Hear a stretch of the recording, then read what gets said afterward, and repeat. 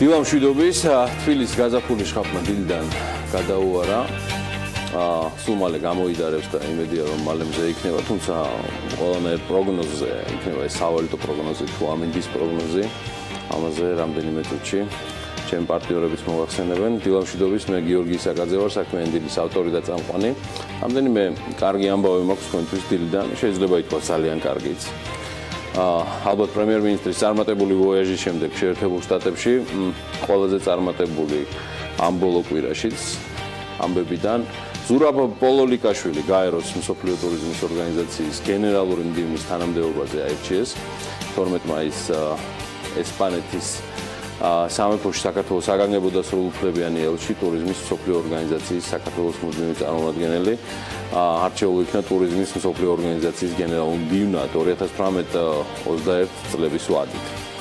აღსანიშნავია რომ ეს პირველი შემთხვევაა როდესაც საქართველოს კანდიდატი არჩეულ იქნა მნიშვნელოვანი საერთაშორისო ორგანიზაციის ხელმძღვანელ პოზიციაზე არჩევნები ორგანიზაციის აღმასრულებელი საბჭოს 105 სესიის ფარგლებში მადრიდში გაიმართა პოლოლიკაშვილის კანდიდატურას საბჭოს წევრი ქვეყნების უმრავლესობამ დაუჭირა მხარი მე მინდა წარმატებები უსურვო საქართველოს ერთ-ერთ გამორჩეულ ელჩს და ახალგაზრდა სახელმწიფო მოხელეს.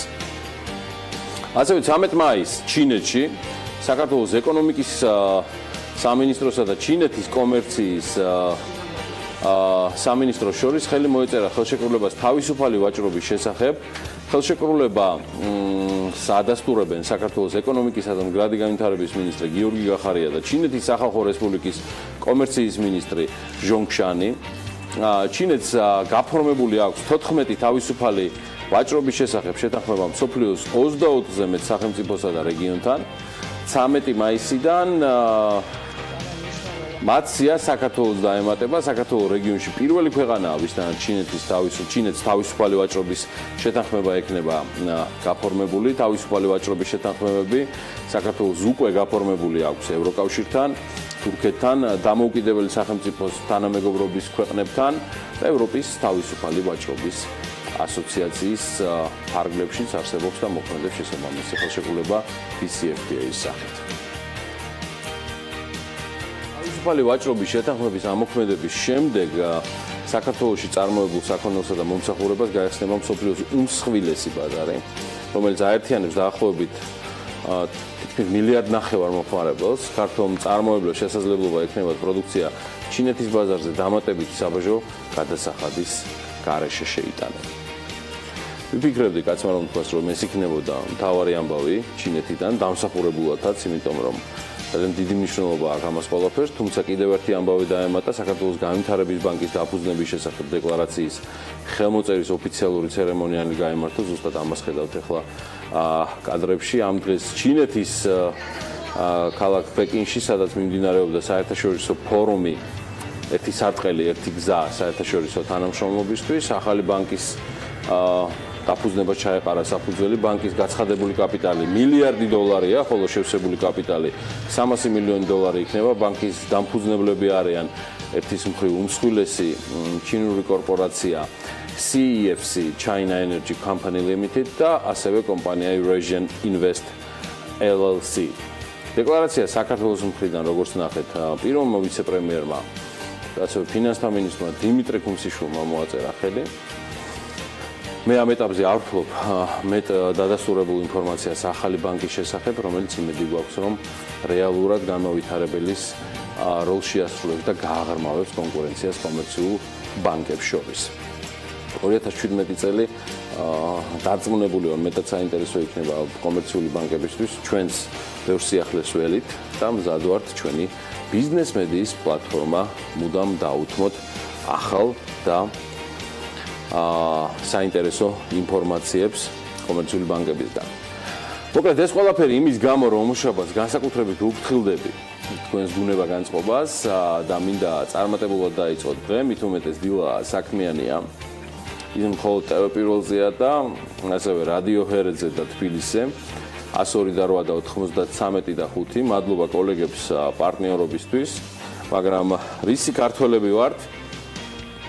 და არც ვიქნებოდით პრინციპში ნამდვილი ქართველები, რომ ამ საყოველთაო პოზიტივის ფონზე მთავრობის ცალკეულმა წარმომადგენლებმა არ გაგვაკვირონ სხვადასხვა უპრეცედენტო გადაწყვეტილებებით. დიახ, საკითხი ისევ კომპანია ჯორჯიან მანგანის, ანუ ზესტაფონის სფეროს ჭიათურ მანგანუმს ეხება, რომელიც ბიზნეს ლიტერატურაში დაეჭვი მაქვს მსოფლიოს ბიზნეს кейსებში მორიგ უპრეცედენტო მაგალითს ამკვიდრებს.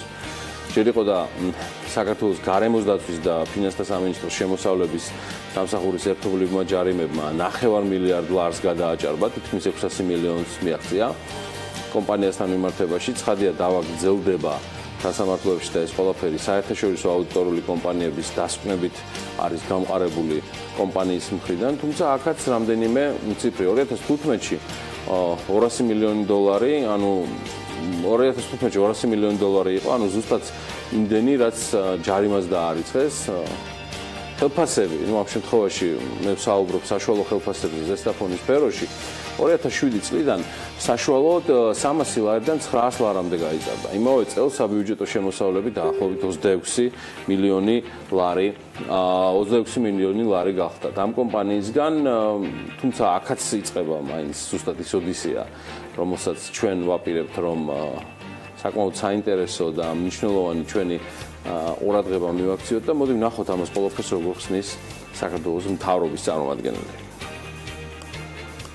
საუბარი გვაქვს კომპანიის სარგებლობაში არსებულ ორ ობიექტზე, სადაც წიაღით სარგებლობის ლიცენზია, მოგეხსენებათ კომპანია წლებია ფლობს მანგანუმის მოპოვების ლიცენზიას, როგორც სასარგებლო წიაღისეულის, ასევე იგი ფლობს მანგანუმის გადამამუშავებელი, ანუ გამამდიდრებელი ქარხნის ნებართვას და სწორედ აი ამ ორი ავტორიზაციის დოკუმენტი სალიცენზიო და სანებართვო პირობების შეუსრულებლობას არის გარემოს დაცვის სამინისტრო რომ ედავება კომპანიას წლებია. მოკლედ ეს არ იკმარეს და შედარებით გრძელ უიკენდამდე, რომელიც გაატარეთ, მაგრამ ეხლა უძიხართ უკვე საქმიანი დილას ყველანი, სასამართლოს და სხვა უწყებების გამოყენებით გარემოს რესურსების დაცვის სამინისტრომ სპეციალური წარმომადგენელი მიავლინა კომპანიაში და საწარმოებში.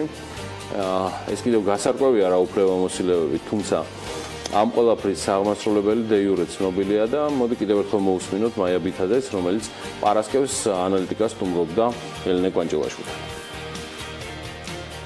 ჩვენს მიერ შერჩეული იქნა, ასე ვთქვათ, ყველაზე ოპტიმალური საშუალება, რომ კომპანიის საწარმოო პროცესი არ გაგვეჩერებინა, არ მომხდარიყო დასაქმებულთა დათხოვა და იმავდროულად დაგვეწყო მუშაობა სალიცენზიო და სანებართვო პირობების შესრულებას. სასამართლო განჩინებაში ერთ მნიშვნელოვნად არის განსაზღვრული, რომ იგი არის ერთპიროვნული მმართველი, რომელიც ვალდებულია კომპანიაში გამოიყენოს თავისი მმართველობითი უფლებები და კომპანიის სახსრებით მოახდინოს სალიცენზიო და სანებართვო პირობების შესრულება დროებით. დაზუსტებით შემიძლია ვთქვა ერთი და ყოველგვარი გადაჭარბების გარეშე, რომ საკითხი იმდენად უპრეცედენტოა და ამას ადასტურებენ მთავრობის წარმომადგენლები, რომ ის აუცილებლად გახდება საერთაშორისო მართლმსაჯულების მსჯელობის საგანი და სამწუხაროდ ჩემი პროგნოზი აქ სანუგეშო არ არის. ცხადია, მთავრობის წარმომადგენლები უპრეცედენტულობას ადასტურებენ საკითხისა. ეს ყველაფერი გარდულად გადაიზრდება აგრეთვე საერთაშორისო სკანდალში, რაც საკმაოდ ძვირად შეიძლება დაუვიდეს ქვეყანას. მე არ ვიცი რა დათვალეს მთავრობაში და მით უმეტეს გარემოს დაცვის სამინისტროში, მაგრამ ზარ არის, რომელსაც ქვეყანა ამ ორკესტრირებული გადაწყვეტილების გამო მიიღებს, გაცილებით ძვირი გადასახდელი იქნება. შეგახსენებთ, რომ სპეციალური მმართველი 2020 წლამდე სრული და უპირობო უფლებამოსილებით გახლავთ აღჭურვილი, უკლებლივ და ნებისმიერი გადაწყვეტილების მისაღებად. შესაბამისად, სიტუაცია, ქალბატონებო და ბატონებო, არის ძალიან მარტივი. თვალის ასახვევად ძირითადად საერთაშორისო ორგანიზაციების, საელჩოების ან მედიის ნომინალურად შეუნარჩუნეს საკუთრება ამ მფლობელებს, ხოლო რეალური მმართველობა კი თავის თავზე აიღეს. სუპერ საინტერესო кейსი მომწიფდა საქართველოში. ამით სავარაუდოდ საერთაშორისო მედიას დაინტერესდება და ჩვენც ამას ყველაფერს მივადევნებთ თვალყურს. მაყურებელს და რადიო მსმენელს კი პერიოდულად, რომელსაც სჭირდება სხვადასხვა მომენტების შეხსენება, შევახსენებ კიდევ ერთს, რომ კომპანია Georgian American Alloys მსხვილი ჰოლდინგია, რომელიც აერთიანებს Georgian Manganese ჭიათურის სამთო გამამდიდრებელ კომბინატს, ზესტაფონის სფეროშენადნობ ქარხანას, ვარციხეჰესის ელექტროსადგურს, ასევე კლინიკა ფერომეთს, კომპანიის სათავო ოფისი შეერთებულ შტატებში, მაიამიში მდებარეობს და კომპანიას დასაქმებული ყავს დაახლოებით 5400 ადამიანი. შეგახსენებთ, რომ დღეს მიმდინარეობს დავა სახელმწიფოს და ამ კომპანიას შორის, რომელიც თქვა სადაო თანხა დაახლოებით 600 მილიონი ლარი, აი რამდენად ღირს ეს ასწარმო 600 მილიონი ლარი, ეს კიდევ ცალკე საკითხავია, მაგრამ ფაქტია, რომ 2012 წლიდან ამ კომპანიას 59 მილიონ დოლარზე მეტი აქვს ინვესტირებული საწარმოებში, თუ არ ჩავთვლით საერთაშორისო ბაზარზე ურთულეს 2 წელს, ფეროშენადნობთა სტაბილური ლიდერი ქართულ ექსპორტში და ვალუტის ერთ-ერთი ყველაზე მსხვილი იმპორტიორია უმსხვილეს დამსაქმებელთან ერთად. სწორედ ამის გამო შეიძლება ძლიერ დაზარავდეს ქვეყნის რეპუტაცია, ამიტომაც სრულად ვერთვებით ამ თემაში და დარწმუნებული ვარ, რომ ბოლომდეც გავალთ ისევე როგორც ყველა სხვა საკითხზე მოვახერხეთ და ამისთვის შეგიძლიათ კარგად გადახედოთ ჩვენს სამწლიან ისტორიას და დარწმუნდეთ შესაბამისად. ჯორჯიან მანგანიზი თავად კი სპეციალური მმართველის დანიშვნასთან დაკავშირებით ეს განცხადებას ავრცელებს, რომელსაც ახლა მინდა ერთად გადავხედოთ. ჩვენი კომპანია უმსხვილესი დამსაქმებელია ქვეყანაში და ბოლო დრომდე პოზიტიური ურთიერთობები ჰქონდა საქართველოს მთავრობასთან. ჯორჯიან მანგანიზმა მისი დაფუძნებიდან ასობით მილიონი დოლარის ინვესტიცია განახორციელა და ათასობით სამუშაო ადგილი შექმნა ქართველებისთვის. სამწუხაროდ უკანასკნელი მოვლენების გათვალისწინებით ხელისუფლებასთან თანამშრომლობის აღნიშნული მისწრაფება შერყეულია და ჩვენ გვახდით მსხვერპლი ისეთი გადაწყვეტილებისა, რომლებიც არ მოიაზრება არც საქართველოს კანონმდებლობაში, არც საერთაშორისო სამართალში და არც საერთაშორისო ბიზნეს საზოგადოებაში. საფრთხისქვეშა ათასობით სამუშაო ადგილი საქართველოში, ისევე როგორც კანონის უზენაესობა, ქვეყნის საერთაშორისო რეპუტაცია და შეერთებული შტატების ნედლეული მომარაგება მისი ფოლადის წარმოებისთვის, რაც ამერიკის შეერთებულ შტატებს ეროვნული უსაფრთხოებისთვის მნიშვნელოვანი საკითხია. ჩვენ იმედს გამოვთქვათ, რომ ვითანამშრომლობთ საქართველოს მთავრობასთან ამ გამოუვალი მდგომარეობიდან თავის დასაღწევად, რათა ჯორჯიან მანგანიზმა შეძლოს სამუშაოების სწრაფად და ეფექტურად შესრულება. ოკეი.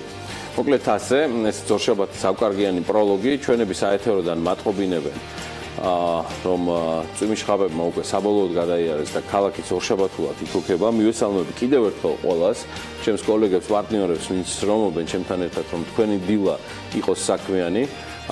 მადლობა TV Pirvels, რადიო ჰერეთს, რადიო თბილის, იმისთვის რომ ვართ ერთად და პარტნიორობთ და მაუწყებლობთ თქვენთვის და მე ახლა უკვე მივესალმები ანა ლაპიაშვილს, ანა დილამშვიდობის. დილამშვიდობის გიორგი, მივესალმები ჩვენს მაყურებლებს და რა თქმა უნდა რადიო მსმენელებს, მათ ვინც სოციალური ქსელებით გვადევნებენ თვალს, უქმეებიდან კარგი ამბები მოდის მოყვარულებისათვის მაქვს შემონახული. ვოგი ქართულ მოდელს კიდევ ერთ სტატიას უძღვნის. ამჯერად მასში ქსოვის ინდუსტრიაზე და საქართველოში მის განვითარებაზე არის განსაკუთრებული აქცენტი და საუბარი. საქართველოში ქსოვის ინდუსტრია სწრაფად იზრდება, ამ სათაურით არის სტატია გამოქვეყნებული. დღესდღეობით საუკეთესო მოქსოვილი ტანსაცმელი არ მზადდება იტალიაში. ნამდვილი ნაქსოვი დღეს საქართველოშია. Mercedes-Benz Fashion Week თბილისის 2017 წლის შემოდგომის კოლექციებში თითქმის ყველა შოუზე წარმოდგენილია ნაქსოვი ქვედაბოლოები და სვიტრები, წერს ავტორი და ასევე საუბრობს კონკრეტული დიზაინერების კოლექციაზე, მათ შორის თამუნა ინგოროყვაზე, ქეთი ჩხიკვაძეზე, ლაკო პუკიასა და ლალოს ტანსაცმელზე. ავტორი აღნიშნავს იმასაც, რომ საქართველოში ქსოვას უდიდესი ისტორია აქვს და სწორედ ამიტომ არის ქართული ნაქსოვი ერთ-ერთი საუკეთესო. ეს უკვე ქვეყნის კულტურული დნმ-ის ნაწილია, რომელიც საქართველოში და კავკასიაში ქრისტეს შობამდე 3-4 წლით თარიღდება. თბილისი Fashion Week-ის დამფუძნებელი სოფო ჭყონიაკი ქართულ ნაქსოვს თების მისიონს უწოდებს ამავე სტატიაში სწორედ ასე აღნიშნული. და სხვათაშორის კიდევ ერთი ამბავი და ისიც მოდის მოყვარულების სფეროდან ახალი მოდური ტრენდი გამოდის ბაზარზე სახელად ბლაშ. სულ ცოტა ხნის წინ გამოჩნდა ის, თუმცა დღეს უკვე განსაკუთრებით დიდი პოპულარობით სარგებლობს ამ მოკლე დროის განმავლობაში. ბლაშის ჩანთები გამოირჩევა ორიგინალური დიზაინით, რომელიც მომხმარებლებისათვის საკმაოდ მოსახერხებელი და პრაქტიკულია და ქართული ბრენდი პოპულარულია როგორც ადგილობრივ ბაზარზე, ასევე უკვე საზღვარგარეთაც. კომპანიის ერთ-ერთი დამფუძნებელი კი აღნიშნავს, რომ პროდუქცია იყიდება ბერლინში, ერთ-ერთ ვინტაჟურ მაღაზიაში. ამასთან კომპანია შეკვეთებსაც იღებს უკრაინიდან და რუსეთიდან. მოლაპარაკება მიდის ლონდონის ერთ-ერთ მაღაზიასთან და უკვე დაიწყო მუშაობა საზაფხულო კოლექციაზეც. ამ ჩანთებს სხვათა შორის მამაკაცის ხაზიც აქვს. საომავლოდ ჩანთებთან ერთად სხვა პროდუქციაც იგეგმება, რომ იყოს ნაწარმოები. ამ ყველაფერს გვიანონსებს ლელა შაბურაშვილი, ბლაშის ერთ-ერთი დამფუძნებელი. მოკლედ, მოდიდან პირდაპირ ახლა წერა-კითხვაზე უნდა გადავიდეთ. არც მეტი და არც ნაკლები, არც ამხრივ, არც განსაკუთრებით თქვა ამოვარდნილები ისტორიიდან. დღეს კი განსაკუთრებული დღე არის. წერა-კითხვის გამავრცელებელი საზოგადოება შეიქმნა სწორედ დღევანდელ დღეს და დაარსებასთან დაკავშირებით საკმაოდ ბევრი საინტერესოება შეგვიძლია მოვყვეთ, მაგრამ საზოგადოება მე-19 საუკუნის საგანმანათლებლო ორგანიზაციის თანამედროვე გაგრძელებაზე უკვე გადაცემის შემდეგ ბლოკებში შეიტყობს კიდევ ბევრ სიახლეებს, ვისაუბრებთ სტუმრებთან ერთად ამ თემაზე, სწორედ ამ ბევრს აღარ გავაგრძელებ და მოდით ახლა წარვადგინოთ დღევანდელი მნიშვნელოვანი თარიღების და ამბების მოკლე კოლაჟი. დღეს ოჯახების საერთაშორისო დღეა. 1993 წელს გაეროს გენერალურმა ასამბლეამ დაადგინა, რომ 1994 წლის 15 მაისიდან ყოველწლიურად აღენიშნათ ოჯახების საერთაშორისო დღე. ამ თარიღის დაწესების მიზანი გახდათ სხვადასხვა ქვეყნის საზოგადოებრიობის ყურადღების მიპყრობა ოჯახთა მრავალრიცხოვან პრობლემებზე, განსაკუთრებით იმ ოჯახებზე, რომლებიც დაზარალდნენ სამხედრო მოქმედებების შედეგად გახდნენ სიღატაკისა და შიდსის მსხვერპლი. ქართველი მსახიობი საქართველოს სახალხო არტისტი მედია ჩახავა 1921 წლის 15 მაისს მარტვილის რაიონში დაიბადა. ბავშვობაში ძალიან უყვარდა ცეკვა. მომავალი მსახიობი ჯანო ბაგრატიონის შემდეგ კი ილიკო სუხეშვილის ახლად გახსნილ საცეკვაო დასში ჩაირიცხა. 1953 წელს კი სასწავლებლად თეატრალურ ინსტიტუტში გადავიდა. ერთ წელიწადში უკვე რუსთაველის თეატრის მსახიობი გახდა. თეატრის სცენაზე მედია ჩახავამ სრულად განსხვავებული სახეები შექმნა, თუმცა სახალხო აღიარება მაინც კინომ მოუტანა. ითამაშა 15-ზე მეტ ფილმში, მათ შორის დასამახსოვრებელი გმირების შექმნა კინოსურათებში, ჭრიჭინა მხიარული რომანი, ბედნიერი შეხვედრა და სხვა. 1958 წლის 15 მაისს დიდი ბრიტანეთი პირველად ცდის წყალბადის ბომბს. ჯერ კიდევ 1899 წელს ცოლ-ქმარმა პიერ და მარია კიურებმა აღმოაჩინეს, რომ ურანის ბირთვების გაყოფით უზარმაზარი ენერგიის გამოყოფა შეიძლებოდა. 1934 წელს მეცნიერმა ლეო სილარდმა დააპატენტა ატომური ბომბი და ამით სათავე დაუდო მასობრივი ნგრევის იარაღის შექმნას მსოფლიოში. ასეთია 15 მაისი ჩვენი კალენდრის კოლაჟის მიხედვით და ეს ყველაფერი არის წინ კიდევ საინტერესო მოკლე კოლაჟები გელოდებათ. ახლა კი დრო არის რომ გადავხედოთ იმ ჩამონათვალს და საკმაოდ საინტერესო სიას თუ როგორ იქნება დღევანდელი საქმიანი დილა და ვინ იწყებს ჩვენთან ერთად დღეს საქმიანად ოღონდ სტუდიაში.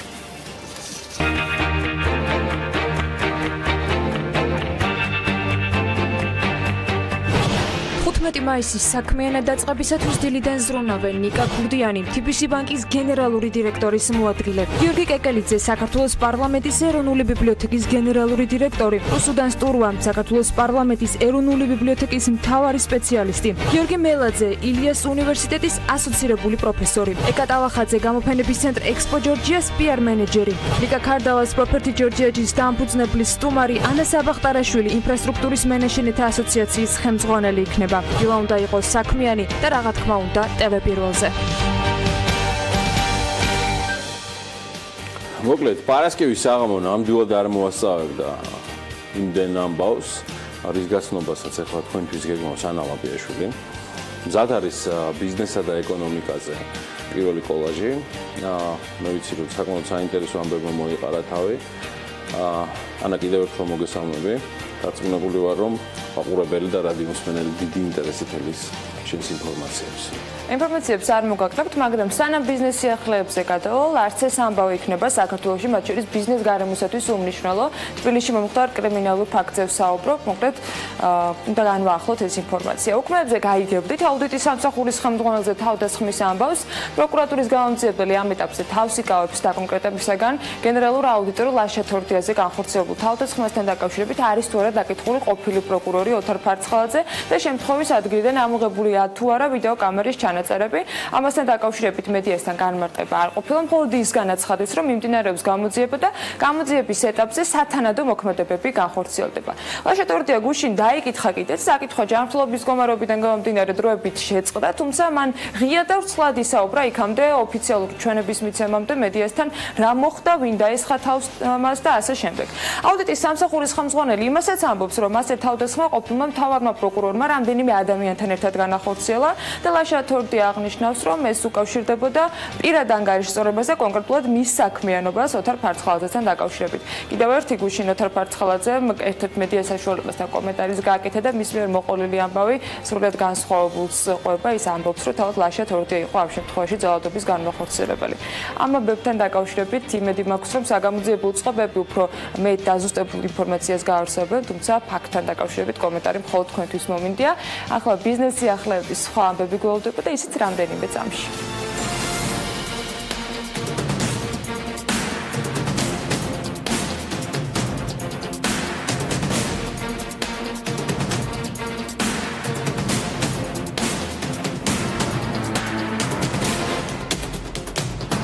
საბანკო სექტორიდან არაპროფილური ბიზნესის გამიჯვნის საკანონმდებლო დონეზე დარეგულირების ინიციატორი საპარლამენტო უმრავლესობის წევრი ილია წულაია რეგულაციების მიღებას რამდენიმე კვირაში აანონსებს და დეპუტატის საქმის კურსთან განმარტავს, რომ რეგულაციებს უკვე ამზადებს საქართველოს ეროვნული ბანკი.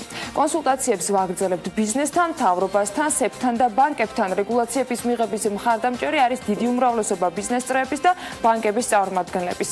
საბოლოო ჯამში კონსენსუსის საფუძველზე მოხდება ამ რეგულაციების მიღება. მე ვფიქრობ, ეს მოხდება მომდევნო რამდენიმე კვირის განმავლობაში, ამბობს წულაია. ის ასევე აღნიშნავს, რომ რეგულაციების მიღების მთავარი იდეა მდგომარეობს იმაში, რომ ბანკს არ ჰქონდეს შესაძლებლობა ირიბადაც ფლობდეს არაპროფილურ აქტივებს. Eastpoint-ის გახსნის შემდეგ ვილო მოლში გაყიდვები 15%-ით შემცირდა და ახლობით ამასთან დაკავშირებით ვილო მოლის ხელმძღვანელმა განგვიცხადა. ლევან გაგუ ამბობს, რომ მომხმარებელი რაოდენობრივად არ შემცირებულა, მაგრამ ნაკლებ ფულს ხარჯავენ, ვიდრე მანამდე. ამის მიზეზი კი ის არის, რომ მას მეტი არჩევანის საშუალება მიეცა. რაც შეეხება ვილო მოლის ახალი საიტის ამოქმედებას, რომელიც მომხმარებელს Amazon-ის და eBay-ის მსგავს სერვისს თავაზებს, გაგუა ამბობს, რომ საიტი ზაფხულიდან ამუშავდება. ამავე პერიოდში კი ამოქმედება ვილო მოლის არხი, რომელიც TV შოპინგზე იქნება ორიენტირებული. ქობულეთში წარმოებული მანდარინის კონცენტრირებული წვენი იაპონიაში, ისრაელსა და ჰოლანდიაში იყიდება. მანდარინის მშრალ წვენს Georgian Industrial Asset Management Group-ი აწარმოებს. კომპანიის ხელმძღვანელი რევაზ გოგიტიძე კი საქმის კურსთან ამბობს, რომ უახლოეს პერიოდში ნატურალური წვენების წარმოებასაც იწყებენ. ამჟამად კომპანია შესაბამის დანადგარს არჩევს. თავად კომპანიის დირექტორი აცხადებს, რომ გადაწყვეტილების მიღების შემდეგ დანადგარების ჩამოტანასა და მონტაჟს 6 თვე დასჭირდება. კომპანია ნატურალური წვენების გამოშვებას სავარაუდოდ წლის ბოლოს ან მომავალი წლის დასაწყისისთვის დაიწყებს. GM ჯგუფი ძირითადად ციტრუსების წვენების წარმოებაზე იქნება ორიენტირებული. საუბარია პორტოხალზე, მანდარინზე და ლიმონზე. ეგვიპტური ავიაკომპანია Air Cairo სომხეთიდან ეგვიპტის მიმართულებით რეგულარულ ფრენებს იწყებს და როგორც სომხური მედია იტყობინება, რეისები შესრულდება ხურგადისა და შარმ-ელ-შეიხის მიმართულებით. Air Cairo-ს ოფიციალური წარმომადგენლობა სომხეთში აცხადებს, რომ აქამდე სომხები ეგვიპტეში ძირითადად საქართველოს გავლით მიმოდიოდნენ, რამდენადაც არ სრულდებოდა რეგულარული ფრენები და ინიშნებოდა ჩარტერული რეისები წლის სხვადასხვა მონაკვეთში. 3 წელია რეისებს საქართველოდან ვასრულებთ და როგორც ჩვენმა მარკეტინგულმა კვლევებმა აჩვენა, ტურისტების უდიდეს ნაწილს სომხები წარმოადგენენ. სწორედ ამის გამო გადავწყვეტეთ დაგვენიშნა პირდაპირ ავიარეისები სომხეთიდან, რაც ხელშეუწყობს ტურისტების ზრდას, ამბობს ეგვიპტური კომპანიის ადგილობრივი წარმომადგენელი. პირველ ეტაპზე კომპანია აპირებს, რომ რეისები კვირაში 2 ჯერ შეასრულოს და მოთხოვნის ზრდის შემთხვევაში სიხშირე გაიზარდოს. ქუთაისის ტორპედო კი აუქციონზე 585,412 ლარად იყიდება. აუქციონის პირობების თანახმად საფეხბურთო კლუბი ტორპედო ქუთაისის განვითარებისათვის მყიდველმა ყოველწლიურად უნდა უზრუნველყოს ფეხბურთის განვითარების ფონდის არსებობის ფუნქციონირების შემთხვევაში არანაკლებ 1,5 ლარის ინვესტირება.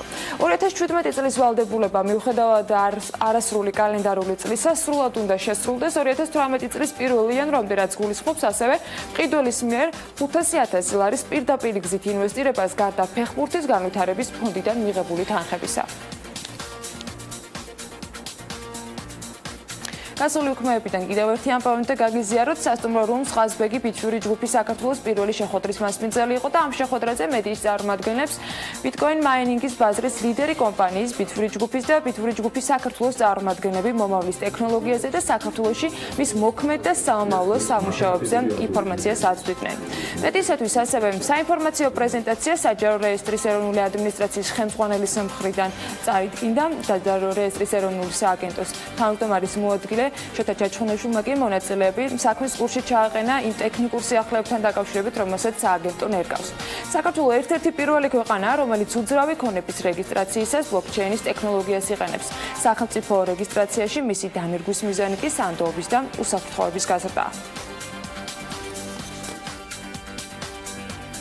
საუბარი იყო ბლოკჩეინის როგორც ახალი სააღრიცხვო პლატფორმის გამოყენებაზე უკვე საქართველოში, თუ ის რომ ჩვენ განმახორციელებთ ჩვენმა ქვეყანამ და მსოფლიოში ვართ პირველები ბლოკჩეინის დანერგვის კუთხით, ეს მოხდა საჯარო რეესტრში და ჩვენ ვისაუბრეთ ასევე იმ მომავალ პერსპექტივებზე, რომლებიც უშუალოდ შეეხება საომავლოდ ჩვენს ქვეყანაში ბლოკჩეინის განვითარებას და ამ ინოვაციური ტექნოლოგიის შემოტანას. დღეს არის ზუსტად 1 წლის თავი, მას შემდეგ რა ჩვენ ბიტვირი ჯგუფთან დავდეთ მემორანდუმი და წარმატებით დავასრულეთ პირველი საპილოტო ფაზა.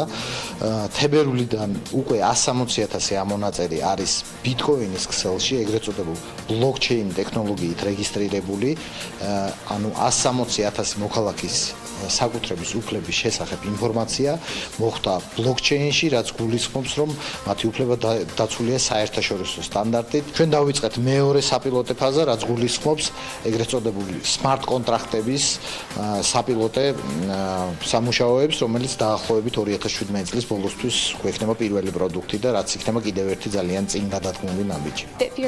კიდევ ერთხელ გეტყვით, რომ ძალიან სასიხარულოა ქართულ მხარესთან პირისპირ შეხვედრა და ბლოკჩეინების განვითარების ელექტრონული საპილოტო ვერსიის საზოგადოებისთვის წარდგენა ეროვნულ სააგენტოსთან ერთად. მინდა დავაანონსო, რომ უახლოეს მომავალში მოცემულ საპილოტო ვერსიას სხვადასხვა სააგენტოებსაც წარუდგენთ. ილიანის ბიზნესის სკოლისა და Forbes-ის ერთობლივი სასტიპენდიო კონკურსი აბიტურიკი უკვე დასრულდა. კონკურსი 3 ეტაპად ჩატარდა. გამარჯვებულებს ილიას სახელმწიფო უნივერსიტეტისაგან 1000 ლარიანი სასტიპენდიო ვაუჩერი გადაეცათ. მეორე ადგილზე გასულ გუნდს 650 ლარიანი, ხოლო ნახევარფინალისტებს 3 დღიანი საგზური ილიანის ყაზბეგის სასტუმროში შემეცნებით ბანაკზე. ფოტოშორის პროექტის ფარგლებში აბიტურიენტებმა მიიღეს ასევე ინფორმაცია ბიზნეს განათლების და მომავალი პროფესიის შესახებ და შეიძინეს ბიზნეს იდეის ფორმირების და მისი წარდგენისათვის საჭირო უნარჩვევებიც.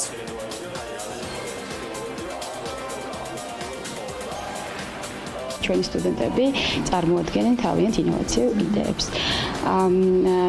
ჩვენ ამ ბოლო ეტაპზე გამომჟღავდება უკვე 2 წარმატებული გუნდი, რომლებსაც გადაეცემათ სასწავლო სასტიპენდიო ვაუჩერი, ხოლო დანარჩენი ყველა კონკურსის მონაწილე გაემგზავრება ყაზბეგში შემეცნებით მკითხებზე. მონაწილეობას ვიღებდით ილიას უნივერსიტეტის ბიზნეს იდეების სასტიპენდიო კონკურსში, სადაც წარვადგინეთ ბიზნეს იდეა Make Communication Easy, ანუ MCE, რომელიც ითვალისწინებს სმენადაქვეითებული ადამიანებისათვის ადაპტირებული გარემო შექმნა, რომელიც გაამარტივებს კომუნიკაციას მათთვის. გავედით პირველ ადგილზე, ჩვენმა გუნდმა აიღო პირველი ადგილი და ავიღეთ ილიას უნივერსიტეტის 1000 ლარიანი ვაუჩერი. საქართველოს ექს-პრემიერის ნიკა გილაურის წიგნი Practical Economics და Business Book of Year Award-ზე წარდგენილი არის. პალგრევ მაკმილანის სამეცნიერო პუბლიკაციების მსოფლიოში ერთ-ერთი ყველაზე მსხვილი და ცნობილი გამომცემელი გახლავთ და მის მიერ ამ დაჯილდოებაზე ნომინაციამ განსაკუთრებულ პატივს წარმოადგენს. წარმატება და თანამედროვე სამყაროს ეკონომიკური გამოწვევების გამკლავებაში საქართველოს წვრილის პირველი აღიარებაა, წერს ნიკა გილაური. დაჯილდოება წელიწადში ერთხელ იმართება და ორგანიზებას Financial Times-ი და McKinsey & Co წარმომადგენლების გუნდი უკეთებს. მათი მიზანია გამოავლინონ ნაშრომი, რომელმაც ახალი ან განსხვავებული წარმოდგენები შექმნა ბიზნეს და ეკონომიკურ საკითხებზე. ამ კომპანიების მიერ დაკომპლექტებულმა ჟიურიმ უნდა გადაწყვიტოს ფინალურ 6-ში მოხდება თუ არა მათ შორის ქართველი ავტორის წიგნი.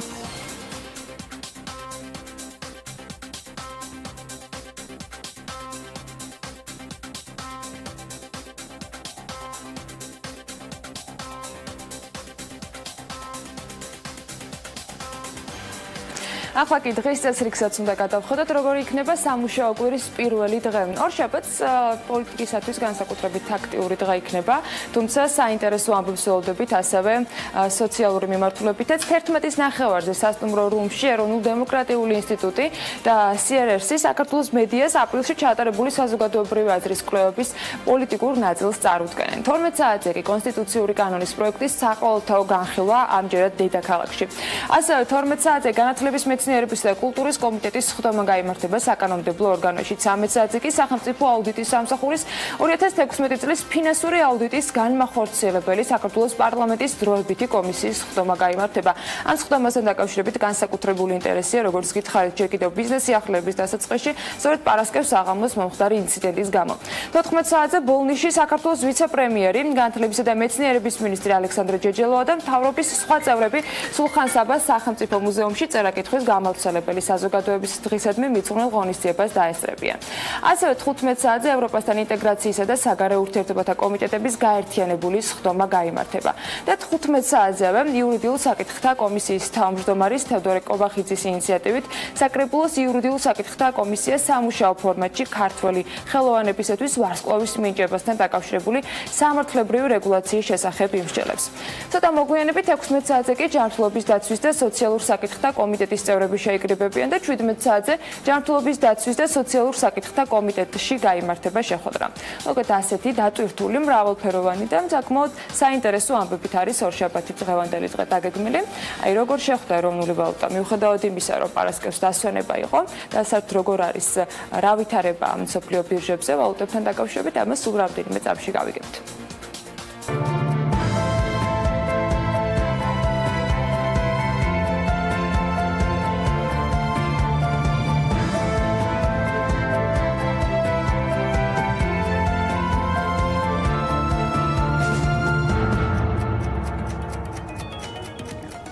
პარასკევს ეროვნული ბანკი ისვენებდა და კურსი იგივე დარჩა. ხუთშაბათის შემდეგ დოლარის მიმართ ლარი 9 თეთრით გაიაფთა და მისი ფასი 2 ლარი და 44 თეთრია. ევროს მიმართ დაახლოებით იმდენი თვე გაიაფებული ლარი და ევროს ფასი 2 ლარსა და 65 თეთრს ოდნავ ჩამოუვარდება.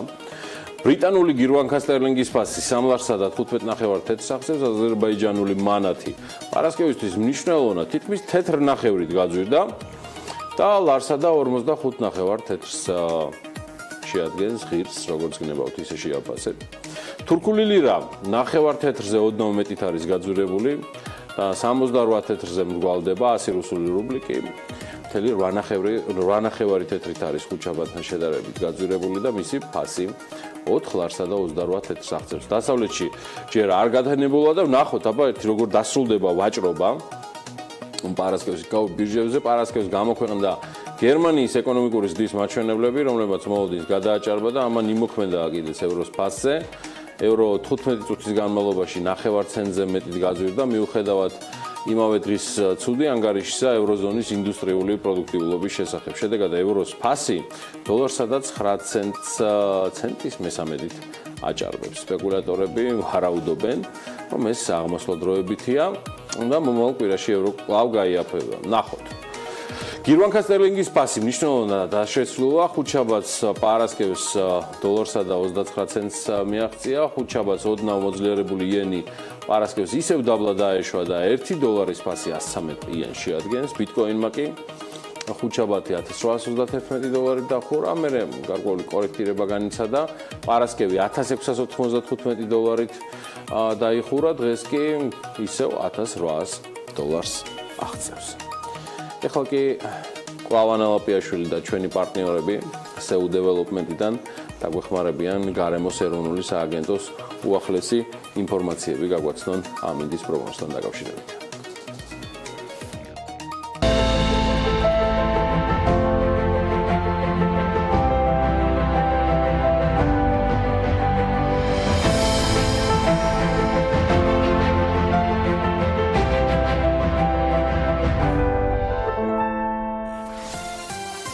გარემოს ეროვნული სააგენტოს ინფორმაციით, ამინდი საქართველოში დღეს ამიერკავკასიის ჩრდილოეთიდან მოქმედი ცივი და სამხრეთიდან გავრცელებული შედარებით თბილი და ნოტიო ჰაერის მასების ურთიერთქმედებით იქნება განპირობებული. შესაბამისად, მოსალოდნელია დროგამშვიდობით ღრუბლიანობის მომატება და უმეტეს რაიონში ხანმოკლე წვიმა. ზოგან შესაძლებელია ძლიერი და მათ შორის ელჭექითაც.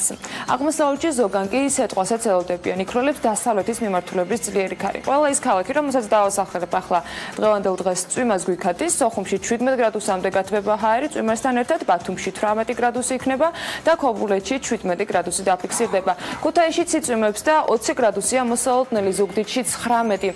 ოზურგეთში წვიმასთან ერთად ელჭექიც არის ნავარაუდები და 21 გრადუსამდე გათბება ჰაერი. ონში იწვიმებს და 17 გრადუსი იქნება, გორში 20 გრადუსი, ცხინვალში 19 გრადუსი დაფიქსირდება და მარნეულში 23 გრადუსამდე გათბება ჰაერი.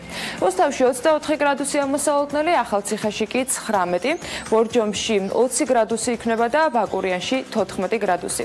ახალქალაქში 15 გრადუსამდე გათბება ჰაერი და სტეფანწმიდაში 12 გრადუსი დაფიქსირდება. თელავში 23 გრადუსია მოსალოდნელი და აქაც ხანმოკლე წვიმა. თბილისში დროგამოშვებით ღრუბლიანობის მომატებას ველოდებით, ხანმოკლე წვიმას და თან ელჭექით.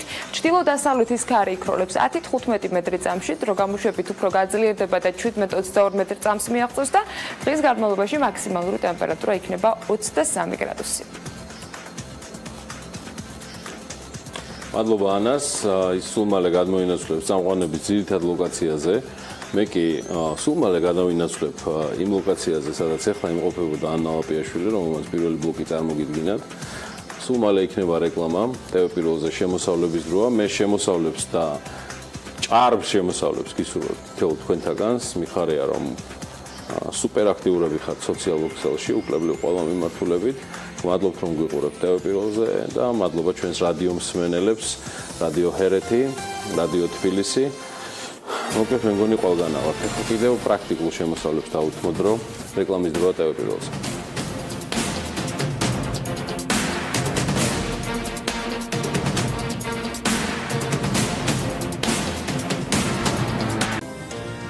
რეკლამის შემდეგ საქმიანი დილით დავბრუნდით პირდაპირ ეთერში TV Pirveli-ზე გუყურებს და გვისმენთ ჩვენი პარტნიორი რადიოების ჰერეთის და თბილისის საშუალებით. ჩვენს ეთერში ახლა სტარტაპერის რუბრიკის დროა, თუმცა დღეს თავად პროექტზე ვისაუბრებთ, რომელიც თავის მხრივ TBC ბანკის მიერ არის ახალისებული და მისი მიზანია დამწყები ბიზნესებისათვის ხელშეწყობა. სტარტაპერის ორთვიანი მარათონის შედეგებს გიორგისთან ერთად TBC ბანკის გენერალური დირექტორის მოადგილე შეგვიჯამებს. დილა მშვიდობის გიორგი, მესალმები ნიკა ქურდიანი. ასეა, კი ბატონო, ნიკა ქურდიანი შეგვიჯამებს პროექტს სტარტაპერის ორთვიან მონაგარს და სანამ რიცხვებში თუ ციფრებში დავითვლით პროექტის მიღწევებს, უნდა აღვნიშნო და სიამოვნებით აღვნიშნო ის ტენდენცია, რომელიც ბიზნესის მიმართ და თავად ბიზნესის მხრიდანაც გაჩნდა. ბიზნესის მხარდაჭერა საქართველოში სულ უფრო პოპულარული ხდება. ეს იყო პრინციპში სტარტაპერის საფუძველი. ეს არ არის მხოლოდ მატერიალური მხარდაჭერა. და ამის კარგი მაგალითია TBC სტარტაპერი, რომლის შესახებაც ანას მიერ დაანონსებული ნიკა ქურდიანი ისაუბრებს. TBC ბანკის გენერალური დირექტორის მოადგილე. კარგი ხანია უკვე საქმიანი დილით კბება კულისებიდან და ახლა უკვე სტუდიაში. დილა მშვიდობის. მე პრინციპში დავაანონსე კიდეც, რომ ჩვენ სტარტაპერი არ დაგვისრულებია. საქმიანი დილას ჩვენი ინტერესია, ამასთან დაკავშირებით გრძელდება, მაგრამ საჭიროა მაინც შეიქმნა, რომ ჩვენ ერთგვარად რაღაც გარდამავალი რეზუმირება გავუკეთოთ ამ მიმართულებას. ორი თვის თავზე შეგიძლია თუ არა დამინდასტურო, იმიტომ რომ ჩვენ უკვე გვაქვს ოფიციალური ესეთი ინფორმაცია, რასაც ცხადია ეროვნული ბანკის და ყველა უკლებრივ ადასტურებს, რომ TBC ბანკმა გნებავთ ამ პროექტის სტარტაპერის მის გარეთ თუ მის მიღმა ფარგლებში 1 მილიონ ლარზე მეტი სესხი გასცა. ეს იმდენად ამ შემთხვევაში თანხა არ მაღელვებს TBC მასშტაბებიდან გამომდინარე, რამდენადაც პარადიგმა ან გნებავს სტერეოტიპი, რომელიც არსებობს, რომ ბანკები სტარტაპებს არ აფინანსებენ. გაანგრიეთ? მინიმუმ ცდილობ, ხო? არ დაგვინგრევია, მაგრამ ორ შემთხვევაში კიდე მივდივართ, რომ თქვათ, რომ სტარტაპ ბიზნესი არის ბიზნესი რა, იმიტომ რომ ყველაზე მთავარი ჯესტი დავადასტურებ, რომ მილიონზე მეტი გავეცთ, უკვე მილიონი იყო რამოდენიმე კვირის წინ ჩვენს Facebook-ზე გავაცხადეთ და ეხლა უკვე ვერაც მეტია და ძალიან გვახარებს, მაგრამ მან თავარი არის რა, რომ ხალხს გონია, ბანკებს გონია, რა ვიცი, ბევრს გონია, რომ სტარტაპი არის რისკიანი. რა თქმა უნდა, ყველაფერი რისკიანია, მაგრამ ადამიანი როცა თავის კაპიტალს, თავის დანაზოგს, თავის მანქანას, ბინას, არ ვიცი რა, რისკს აიღებს ოჯახის წინაშე რომ დავიწყო ახალი ბიზნესი სამსახურიდან წამოვიდე და მე ამაში რავი ხელები ფეხები გადავხტე, ნუ მან ძალიან დიდი თემა არის, იმიტომ რომ ჩვენთვის ყველაზე დიდი კომფორტი ესაა. რა თქმა უნდა არის ბიზნესები და ჩვენ მაგის ძალიან დიდი ხედვა აქვს როგორც მაგის, სადაც უნდა წახვიდე ან არ უნდა წახვიდე, მაგას უყურებთ და ვაზღვევთ, მაგრამ სინამდვილეში გონია რომ თუ კომპანიამ რამოდენიმე თვე და ჩვენ შემთხვევაში ვიძახით 3 თვე გაყიდა თავის პროდუქტი, აამუშავა, ესე იგი პროტოტიპის დონეზე კი არა, იდეის დონეზე, არამედ რეალურად ყიდის უკვე, ეს უკვე ჩვეულებრივი ბიზნესია. სტარტაპი ამას ქვია, იმიტომ რომ ეხლა დაიწყე ცხოვრება, რეალურ რეჟიმში ეხლა დაიწყე ცხოვრება და ჩვენ ვამბობთ, რომ 1-2 წელი ალბათ ადამიანი სტარტაპის გარემოში უნდა იყოს, მაგრამ სინამდვილეში პირველი 3 თვე რომ გაყიდული გაქვს პროდუქტი, ჩვენ შენ რეალური ბიზნესი. როგორც პროფესიონალი ფინანსისტი მიდასტურებ თუ არა, რომ აი X რაოდენობა სტარტაპერების, რომელსაც $1,000,000 ლარზე მეტი მიიღეს, ამასთან დაკავშირებით მათი რაოდენობას მაინტერესებს დაახლოებით. ეს იყო ერთგვარად seed კაპიტალის როლის შემსრულებელი მათი ბიზნესისთვის. ხო, იცი რა, ჩვენ კაპიტალში არ შევდივართ, მაგრამ სესხს ვაძლევთ და სესხს ვაძლევთ ისეთ ნაადრევ ეტაპზე, სადაც seed კაპიტალის იშოვება. კაცმა რომ თქვას, ხო, რაღაცა ეხმარები მინიმუმ. ხო, აი იმ ეტაპზე შევდივართ, ვეხმარებით სესხით, როცა ადამიანს მეორე ალტერნატივა აქვს seed კაპიტალის მოზიდვის. ანუ თქვა თუ იმას ვერ იზიდავს და თან ფიქრობს, რომ მოდი მე თუ სესხი არის, სესხს ავიღებ, ჩემი კომპანიის ფასს გავზდი და მე თქვა კაპიტალზე წავალ, კაპიტალის მოზიდვა. ეს არის ესეთ ის არჩევანი და ჩვენ კი მაგ ეტაპზე ვართ. ანუ საწყის ეტაპზე ვართ, რეალურ იდეის მერე. ფინანსური პროდუქტი არ არის კლასიკური გაგებით ეგ, მაგრამ ფაქტია რომ ფუნქციას იგივე ასრულებს. ხო, ფუნქციას ეხმარება იგივე, ანუ კაპიტალი კი კომპანიას სჭირდება იმისთვის, რომ უფრო მეტი გააკეთოს თავის საქმეში. კაი, რამდენია უკვე აი მილიონის ქვეშ ნიკა რას გახსენდება? იქ რამდენი სტატისტიკით მომამარაგო. 30 კომპანიაზე მეტია უკვე, 30 კომპანიაზე მეტი არის ორ თვეში. თან ყველაზე მაგარი ისაა, რომ სფერო არის ძალიან რაოდენარი, დაწყებული რა ვიცი, აი amusement parkებით, გასართობი პარკებით, დამთავრებული თქვა ასასვლის ბიზნესებით და წასული რა ვიცი, თუნდაც აგრომიმართულებაში და ასე შემდეგ. ანუ ჩვენთვის ძალიან მნიშვნელოვანი გაწყვეტილება იყო, რომ სტარტაპი არ დავარქვით მარტო ტექნოლოგიურ თემას, რაც მსოფლიოში ხა აი ეს ბუმი აწეულია, რომ სტარტაპი არის აუცილებლად Facebook-ი უნდა გამოიგონო მეორე და არ არის სწორი, იმიტომ რომ სტარტაპია მაღაზია, სტარტაპია სალონი, სტარტაპი არის მაღალ ტექნოლოგიურ თემას, ყველაფერი სტარტაპია. ჩვენ ქვეყანას სჭირდება, რომ უფრო მეტი ახალი ბიზნესი შეიქმნას. ანუ აი გამთელი ამოცანა და ეხლა სტარტაპის პროგრამა მარკეტინგული ნაწილი შეოფასოთ, მისი არის აი მაგის პოპულარიზაცია. მიზანი იქ იყო, რომ ხალხო აბა დავай დაიწყეთ უფრო მეტი ის პროექტები გააკეთეთ, რომელიც თქვა დაგეხმარებათ იმაში, რომ თქვენი გარემო გააუმჯობესოთ და ქვეყანა გააუმჯობესოთ. ხო, მაგრამ ამასობაში ტიპის მაგარი ამოიქოქა ამ მიმართულებით, გულისხმობ რას, რომ ამ ბაზისზე, რაცა სერიოზული ზედნაშენები გაქვთ უკვე გაკეთებული, სტარტაპ ენერჯი, რომელზეც ვილაპარაკეთ და ასევე ლიზინგის თემა, ხო? ცოტა ლიზინგის პროდუქტის კვალობაზე თქვა თუ ადგილოთ ჩანდა ჩემი კითხვა სიტთან დაკავშირებით, მაგრამ ამაზეც თუ შეიძლება ორი. ხო, ეხლა ლიზინგი ძალიან საინტერესო პროდუქტია, იმიტომ რომ ეს TBC-ის გვაქვს კომპანია TBC ლიზინგი შვილობილი. საინტერესო იმიტომ რომ მაგალითად რო ავიღოთ ყავის, ეხლა ყავა პოპულარული ხდება და რო ავიღოთ ყავის მაღაზიები ან რა ვიცი, ყავას რო Starbucks-ივით ჩვენი კომპანიები, აი თვითონ ყავის დაანდგარი ახლა რამდენიმე $1000-ია. სანდა შეიძლება არ ქონდეს შენ იმ მომენტში ის ფული რომ ეს იყიდო, ამიტომ ლიზინგი დაგეხმარება იმაში რომ მარტივად თქვა იქირაო. და ასე შემდეგ. ეხლა თვითონ როგორ თქვა, ეს startup energy-ზე თეორიის თქვა რო თქვა. startup energy არის გენიალური кейსი შემთხვევა იმისა, როგორ შეიძლება დიდმა კომპანიამ დაინახოს კაი შესაძლებლობა, გულისხმობს Sokar Petroleum Georgias და თქვას რომ მოდი მე შევერთები მაგარ ინიციატივას. ანუ მან ცუპთა ის იყო რომ ლევანმა თქვენთან იყოს თომარი და მე ძალიან კაი პროექტი ხო. ძალიან კაი პროექტი გავუშვით და მოდი რა ჩვენც ვინ მონაწილეობთ და მოდი ერთად შევქნათ მაგარი პროდუქტი და ჩემზე ბედნიერი კაცი არ იყო. ანუ თქვით რომ ყოველ ლიტր ჩასმულ ბენზინზე Sokar-ში შენ საწვავზე დიზელი შეიძლება იყოს, შენ 15 თეთრი ფასდაკლება და თუ ხარ სტარტაპერი და სტარტაპ ბარათი გამოუშვი სპეციალურად ერთობლივად Sokar-ი TBC co-branding-ი არის და ეხლა უკვე რა ვიცი რამოდენიმე 100-ზე მეტი არის დარიგებული. და ლიზინგსაც მგონი ძალიან დიდი მომავალი უნდა. ლიზინგი წინა კვირაში გავუშვით, ამიტომ ჯერ ეხლა ახლა ციფრები არ ფიდბექი არ მაგრამ ჩვენ ვაწვევით მაქსიმალურად ანუ Facebook-ზე უკეთებთ boosting-ს, ხალხს ვატყობინებთ, ფილიალებში ჩაუშვით ასე შემდეგ და ძალიან კაი პროდუქტი არის ესეც რა, იმიტომ რომ რა ვიცი მართლა მგონია რომ მანდ კაპიტალი არ ჭირდება რა, ანუ შენს მაგირა სხვა ყიდულობს თანადგარს თუ რაღაცას და მე შენ გაძლევს მაგას ხირაში. კარგი, ბოლოსკენ რო წავიდით, რა მაინტერესებს, მიღმა ყველაფრისა, რაც ჩემთვის ასევე მნიშვნელოვანი იყო, თქვენ ძალიან დიდი დრო დაუთმეთ საგანმანათლებლო მიმართულებასაც. ანუ პირდაპირ მითხრა, ნაწილი იყო ეს იმთავითვე, როცა სტარტაპერს გქონდით, მასტერკლასების ამ მასშტაბით, ამ სიხშირით და ამ ინტენსივობით ჩატარება ლექციების კურსი, ანუ თამდები იყო მუდმივად რომ ის შედეგი მიგეღო, რაც ნუ ახლა მე არ ვამბობ რომ დაგვირგვინდა. მე დარწმუნებული ვარ სტარტაპების გაცილებით დიდი მომავალი აქვს, ვიდრე 1 მილიონით დაფინანსება. აი ეს საიდან წამოვიდა და ვინ არიან ძირითადი პარტნიორები თქვენი? ხო, ახლა მან ჩვენ 2014 წლიდან 15 წლიდან გვაქვს პროგრამა მასტერკლასების, ტრენინგების და შარშან დავამოწმე კონსულტაციები. მაგალითად, არ მინდა კომპანიის სახელის თქმა, მაგრამ აი ახლა პარასკევს დასვენების დღე კი იყო, მაგრამ არ გვინდოდა გაგვეჩერებინა და ორ კომპანიას გავუკეთეთ კონსულტაცია. კონსულტაცია რას ნიშნავს? ჩვენ გვყავს პარტნიორები, მაგალითად ლევან ლეფსორიძე ლივინგსტონიდან, რომელიც უჯდება კომპანიას და 3 საათის განმავლობაში one on one, ანუ პირადად ერთ-ერთზე უზის და მათ პრობლემას ამუშავებს. ანდროდ გებოვაძე მაგალითად უზის და ამუშავებს მათ პრობლემას და ასე შემდეგ, ანუ ამ დონეზე აბსოლუტურად სპეციალური სტუდიო გვაქვს TBC-ში მოწყობილი მარჯანიშვილზე, სადაც კომპანიები ხდებიან პროფესიონალთან და 3-4 საათი უზიან პრობლემას. და ამას ჩვენ ვაკეთებთ უსასყიდლოდ მათთვის, ჩვენ ვაფინანსებთ თქვა ლევანის და ასე შემდეგ ამ კოლეგების ჰონორარებს და ამ ინფრასტრუქტურის ხარჯებს და კომპანიას არანაირი ხარჯი. ეხლა ჩვენ ეგეთ რაღაცებს ვაკეთებთ მართლა მესამე წელია. პირველი ეგ იყო ბიზნესების ხარდაჭერის პროგრამის დაწყისი, ანუ ეგ იყო ფუნდამენტი. სტარტაპერშიც მაგას ვაგზელებთ, ანუ აი ამ კვირაშია უკვე 2 მასტერკლასი, იქით კვირაშია ტრენინგები, იმიტომ რომ შეივსო რაოდენობა მოთხოვნების და ეხლა შეგვიძლია უკვე. ანუ ინდივიდუალურად იღებენ აი ამ ტოპ ტიპებისგან ამას ყველაფერს. კონსულტაციის ფორმატში კი? რა თქმა უნდა. რაც ნუ ალბათ მაგალითად ეხლა სესხებზე სტარტაპერში ვინც იღებს სესხს, ყველას თავაზობთ ინდივიდუალურ კონსალტინგს. ნებისმიერ მათ პრობლემაზე. ის კომპანია, რომელიც პარასკევს ვახსენე მოსული იყო თქო, ქონდა მარკეტინგ ახლადგაშვებული ბრენდი არის, ტანსაცმლის წარმოების და ლეფსორიძე ჩაუжда, მაგრამ ლეფსორიძე ჩაუжда 3 საათი და მე რა ველაპარაკე და აღწონებული გვერდთან.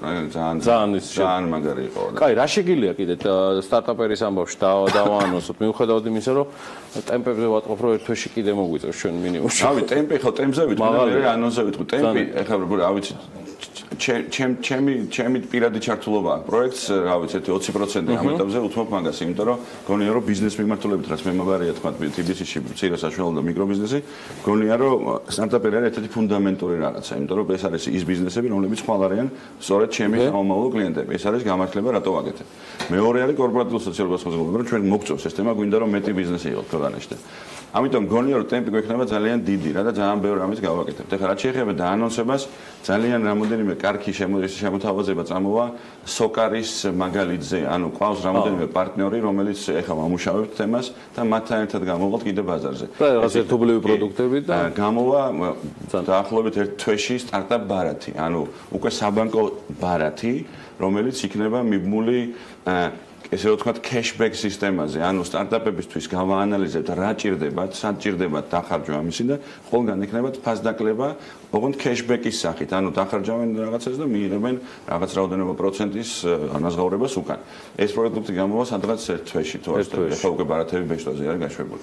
და კიდევ უამრავი სიახლე იქნება დარწმუნებული ვარ, ნიკა ქურდიანი TBC ბანკის გენერალური დირექტორის მოადგილე სტუმრობდა დილიდან, ჩვენთვის ერთ-ერთი გამორჩეული და მნიშვნელოვანი რუბრიკის ფარგლებში გახდით დროულად სტარტაპერი, მით უმეტეს ეს არათუ ჩერდება, არამედ სულ უფრო და უფრო კრებს ძალებს და ტემპებს. ასე რომ სტარტაპერს საკმაოდ დიდი მომავალი აქვს. ნიკა, დიდი მადლობა სტუმრობისთვის და ანა ლაპიაშვილი გვერდება ახლა კლავ. ანა, როგორ მოგეწონა ჩვენი შეხვედრა? საფრთხოვნებული და მით უმეტეს და განსაკუთრებით იქიდან გამომდინარე, რომ საქმიანი დილის მაყურებლები სრულად და დეტალურად არიან ინფორმირებულები ანგარიშებთან დაკავშირებითაც და გვაქვს შესაძლებლობა, რომ ჩვენც გავიცნოთ ის ადამიანები, რომლებიც მომავალში დიდ ბიზნესებს შექმნიან, თუმცა საწყის ეტაპზე საკმაოდ საინტერესო იდეებს გვიზიარებენ და დარწმუნებული რომ ბევრი წარმატების მაგალითიც გვექნება. ჩვენ კი ახლა კერძო სექტორთან დაკავშირებით გავაგრძელებთ უკვე ბიზნესის შემდეგ საუბარს, როგორ არის დაცული საქართველოში კერძო საკუთრების უფლება, რამდენად შეინიშნება პოზიტიური ტენდენციები ბოლო წლების განმავლობაში და როგორ აფასებენ საერთაშორისო რეიტინგები ეკონომიკური განვითარების ფაქტორს დეტალებით მარიამ ადამია შემოგვიერთება, რომელმაც მასალა მოამზადა მიმდინარეთვის Forbes Georgia სტატიაზე დაყრდნობით. მაისისთვის Forbes Georgia-ზე პრინციპში ჩვენ უკვე ვისაუბრეთ, მაგრამ როგორც დაგვირდით, წინ ბევრი საინტერესო ამბავი გვაქვს მარიამ დილა მშვიდობის. მშვიდობის ანა. 2004 წლიდან საქართველოს ეკონომიკური მდგომარეობის გამსაზღვრელ საერთაშორისო რეიტინგებში მნიშვნელოვნად დაწინაურდა. განსაკუთრებით აღსანიშნავია ეკონომიკური თავისუფლების ინდექსი, სადაც მე-13 ადგილი დავიკავეთ და ბიზნესის კეთების, ანუ doing business-ის ინდექსი, სადაც ბოლო მონაცემებით მე-16 პოზიციაზე ვართ. თუმცა საქართველოს ბიზნეს გარემოს ნაკლად კვლავ კერძო საკუთრების არასათანადო დაცვა რჩება. ეს კი იმ დროს, როდესაც კარგად დაცული საკუთრების უფლება ქვეყნის ეკონომიკური განვითარებისთვის უმნიშვნელოვანესი ფაქტორია.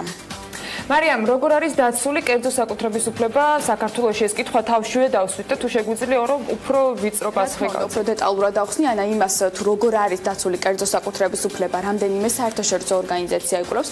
პირველ რიგში განვიხილავ საკუთრების დაცვის საერთაშორისო ინდექს, ანუ International Property Rights Index, romlis 2016 წლის რეიტინგში გამოკვლეული 128 ქვეყნიდან საქართველოს 4.6 ადგილს იკავებს. უფრო დეტალურად რომ ავხსნათ, კვლავ საკუთრების დაცვის საერთაშორისო ინდექსის 3 ძირითადი კომპონენტისაგან შედგება, ესენია ქვეყნის სამართლებრივი და პოლიტიკური გარემო, ფიზიკური საკუთრების დაცვა და ინტელექტუალური საკუთრების დაცვა. საქართველოს ყველაზე ცუდი მდგომარეობა ინტელექტუალური საკუთრების დაცვის კუთხით აქვს 10-დან 2.4 ქულა. გარდა ამისა, ისიც გასათვალისწინებელია, რომ რეიტინგი მხოლოდ 128 ქვეყანას მოიცავს და მსოფლიოს ყველა ქვეყანა რომ შედიოდეს, საქართველოს გაცილებით ცუდი პოზიცია ექნებოდა სავარაუდოდ. არც ეს არის კარგი ამბავი, ასევე საკუთრების დაცვა გლობალური კონკურენტუნარიანობის ინდექსით ერთ-ერთი მნიშვნელოვანი კომპონენტი, ამიტომ ისიც საინტერესოა, რა ადგილს ვიკავებთ ამ შემთხვევაში ამ რეიტინგში. ცხადია, ანა 2016 წლის კვლევამ 118 ქვეყანა მოიცვა, საქართველოს კი საკუთრების დაცვაში 4.4 ქულით 53 ადგილი დაიკავა. ფიზიკური საკუთრების დაცვით საქართველოს 53-ზე, ხოლო ინტელექტუალური საკუთრების დაცვით 99 პოზიციაზეა. მიუხედავად იმისა, რომ აღნიშნული შედეგი კარგად დაცული საკუთრების უფლების დონეს არ შეესაბამება, ბოლო 4 წელიწადში 75 ადგილით დაწინაურება მაინც პოზიტიური შედეგია. ასევე ქვეყანაში კერძო საკუთრების დაცვის საკითხს კიდევ ერთი გავლენიანი ამერიკული ორგანიზაცია Zig Heritage Foundation იკვლევს, სადაც საქართველოს ყველაზე დაბალი 55.1 ქულა აქვს 100-დან. აღნიშნული 3 რეიტინგის შეჯამებით კი შეგვიძლია დავასკვნათ, რომ საკუთრების უკეთ დაცვა დღემდე საქართველოს ბიზნეს გარემოს უმნიშვნელოვანეს გამოწვევად რჩება. კიდევ სტუმრობ, მადლობა შენ კიდევ ერთხელ ამ საინტერესო ჩართვისთვის და დარწმუნებული ვარ, რომ ამ თემებთან დაკავშირებით კიდევ არაერთჯერ ვისაუბრებთ, მათ შორის საქმიანი დილაში და არა მხოლოდ Forbes-ის სტატიებს კი შეგიძლიათ გაეცნოთ Forbes-ის მაისის ნომერში. განსაკუთრებით საინტერესო ნომერია წელს მაისში, საკატალოგე ჟურნალი გამოვიდა საბოლოო ჯამში. ჩვენ თუმცა გვპირდებით, რომ გავაგრძელებთ ექსკლუზიურად საქმიანი დილის მაყურებლებისათვის ინფორმაციების გაზიარებას. ახლა ამ ეთერში რეკლამის რო აქვს და დარჩენილი ბიზნეს სიახლეების გაზიარებისთვისაც გრჩებათ, რომ რამდენიმე წუთში დაგიბრუნდებით.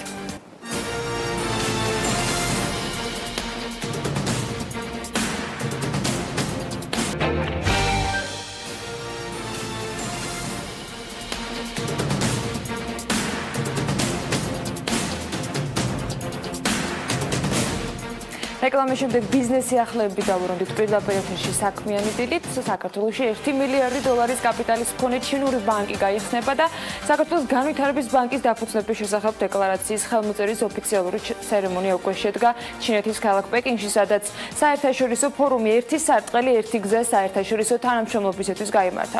ახალი ბანკის გაცხადებული კაპიტალი 1 მილიარდი ამერიკული დოლარია, ხოლო შევსებული კაპიტალი 300 მილიონი ამერიკულ დოლარს შეადგენს. ბანკის დამფუძნებლები ერთ-ერთი უმსხვილესი ჯერური კორპორაცია CFC China Energy Company Limited და კომპანია Eurasian Investია დეკლარაცია საქართველოს მხრიდან ხელი პირველმა ვიცე-პრემიერმა დიმიტრი ქუმსიშვილმა მოაწერა. ამ დეკლარაციის თანახმად კი თავის მხრივ ორივე კომპანიამ აიღო ვალდებულება, რომ საქართველოში ახალ კომერციულ ბანკს შექმნიან. დიმიტრი ქუმსიშვილის ინფორმაციით მათ უკვე მიმართეს ეროვნულ ბანკს იმისთვის, რომ დაიწყოს შესაბამისი განხილვების ოფიციალური პროცედურები. ძალიან მნიშვნელოვან დოკუმენტზე მოხდა ხელმოწერა. ეს არის დეკლარაციული ტიპის დოკუმენტი, თუმცა ამ დოკუმენტის მიხედვით CFC China Energy-მ და ასევე Eurasian Investment-მა აიღეს ვალდებულება, რომ საქართველოში ახალ კომერციულ ბანკს შექმნიან. ამ კომერციული ბანკის განცხადებული კაპიტალი 1 მილიარდი დოლარი იქნება, ხოლო შევსებული კაპიტალი 300 მილიონი დოლარი იქნება. საქართველოს იყო და რჩება აბრეშუმის გზის შემადგენელი ნაწილი. მთავრობა მნიშვნელოვან ფინანსურ ინვესტიციებს ახორციელებს ქვეყნის ძირითად ინფრასტრუქტურაში, ესეც ვიცე-პრემიერის განცხადებაა. ფინანსთა მინისტრი დიმიტრი ქუმსიშვილი ჩინეთის ქალაქ პეკინში საერთაშორისო კონფერენციაზე ერთი გზა ერთი სარტყელი საერთაშორისო თანამშრომლობისათვის ფარგლებში ჩატარებულ თემატურ სესიაზე აღნიშნავს, რომელიც თავის მხრივ აბრეშუმის გზის ქვეყნების ფინანსური თანამშრომლობის საკითხს შეეხებოდა და ის ამბობს, რომ სესიაში მასთან ერთად ასევე მონაწილეობა მიიღეს გაერთიანებული სამეფოს ფინანსთა მინისტრმა ფილიპ ჰამონდმა, უნგრეთის ეროვნული ეკონომიკის მინისტრმა, ასევე ინდონეზიის ფინანსთა მინისტრმა და პაკისტანის ფინანსთა მინისტრმა, ასევე აზიის ინფრასტრუქტურის განვითარების ბანკის, ახალი განვითარების ბანკის, ჩინეთის განვითარების ბანკისა და HSBC-ის ჰოლდინგის აღმასრულებელმა დირექტორმა. თავის გამოსვლაში კი დიმიტრი ქუმსიშვილმა ისაუბრა საქართველოს მთავრობის აქტიურ პოლიტიკაზე ქვეყნის საგზაო ინფრასტრუქტურის განვითარების მიმართულებით და აღნიშნა, რომ საქართველოს ისტორიულად იყო და რჩება აბრეშუმის გზის განუყოფელ ნაწილად.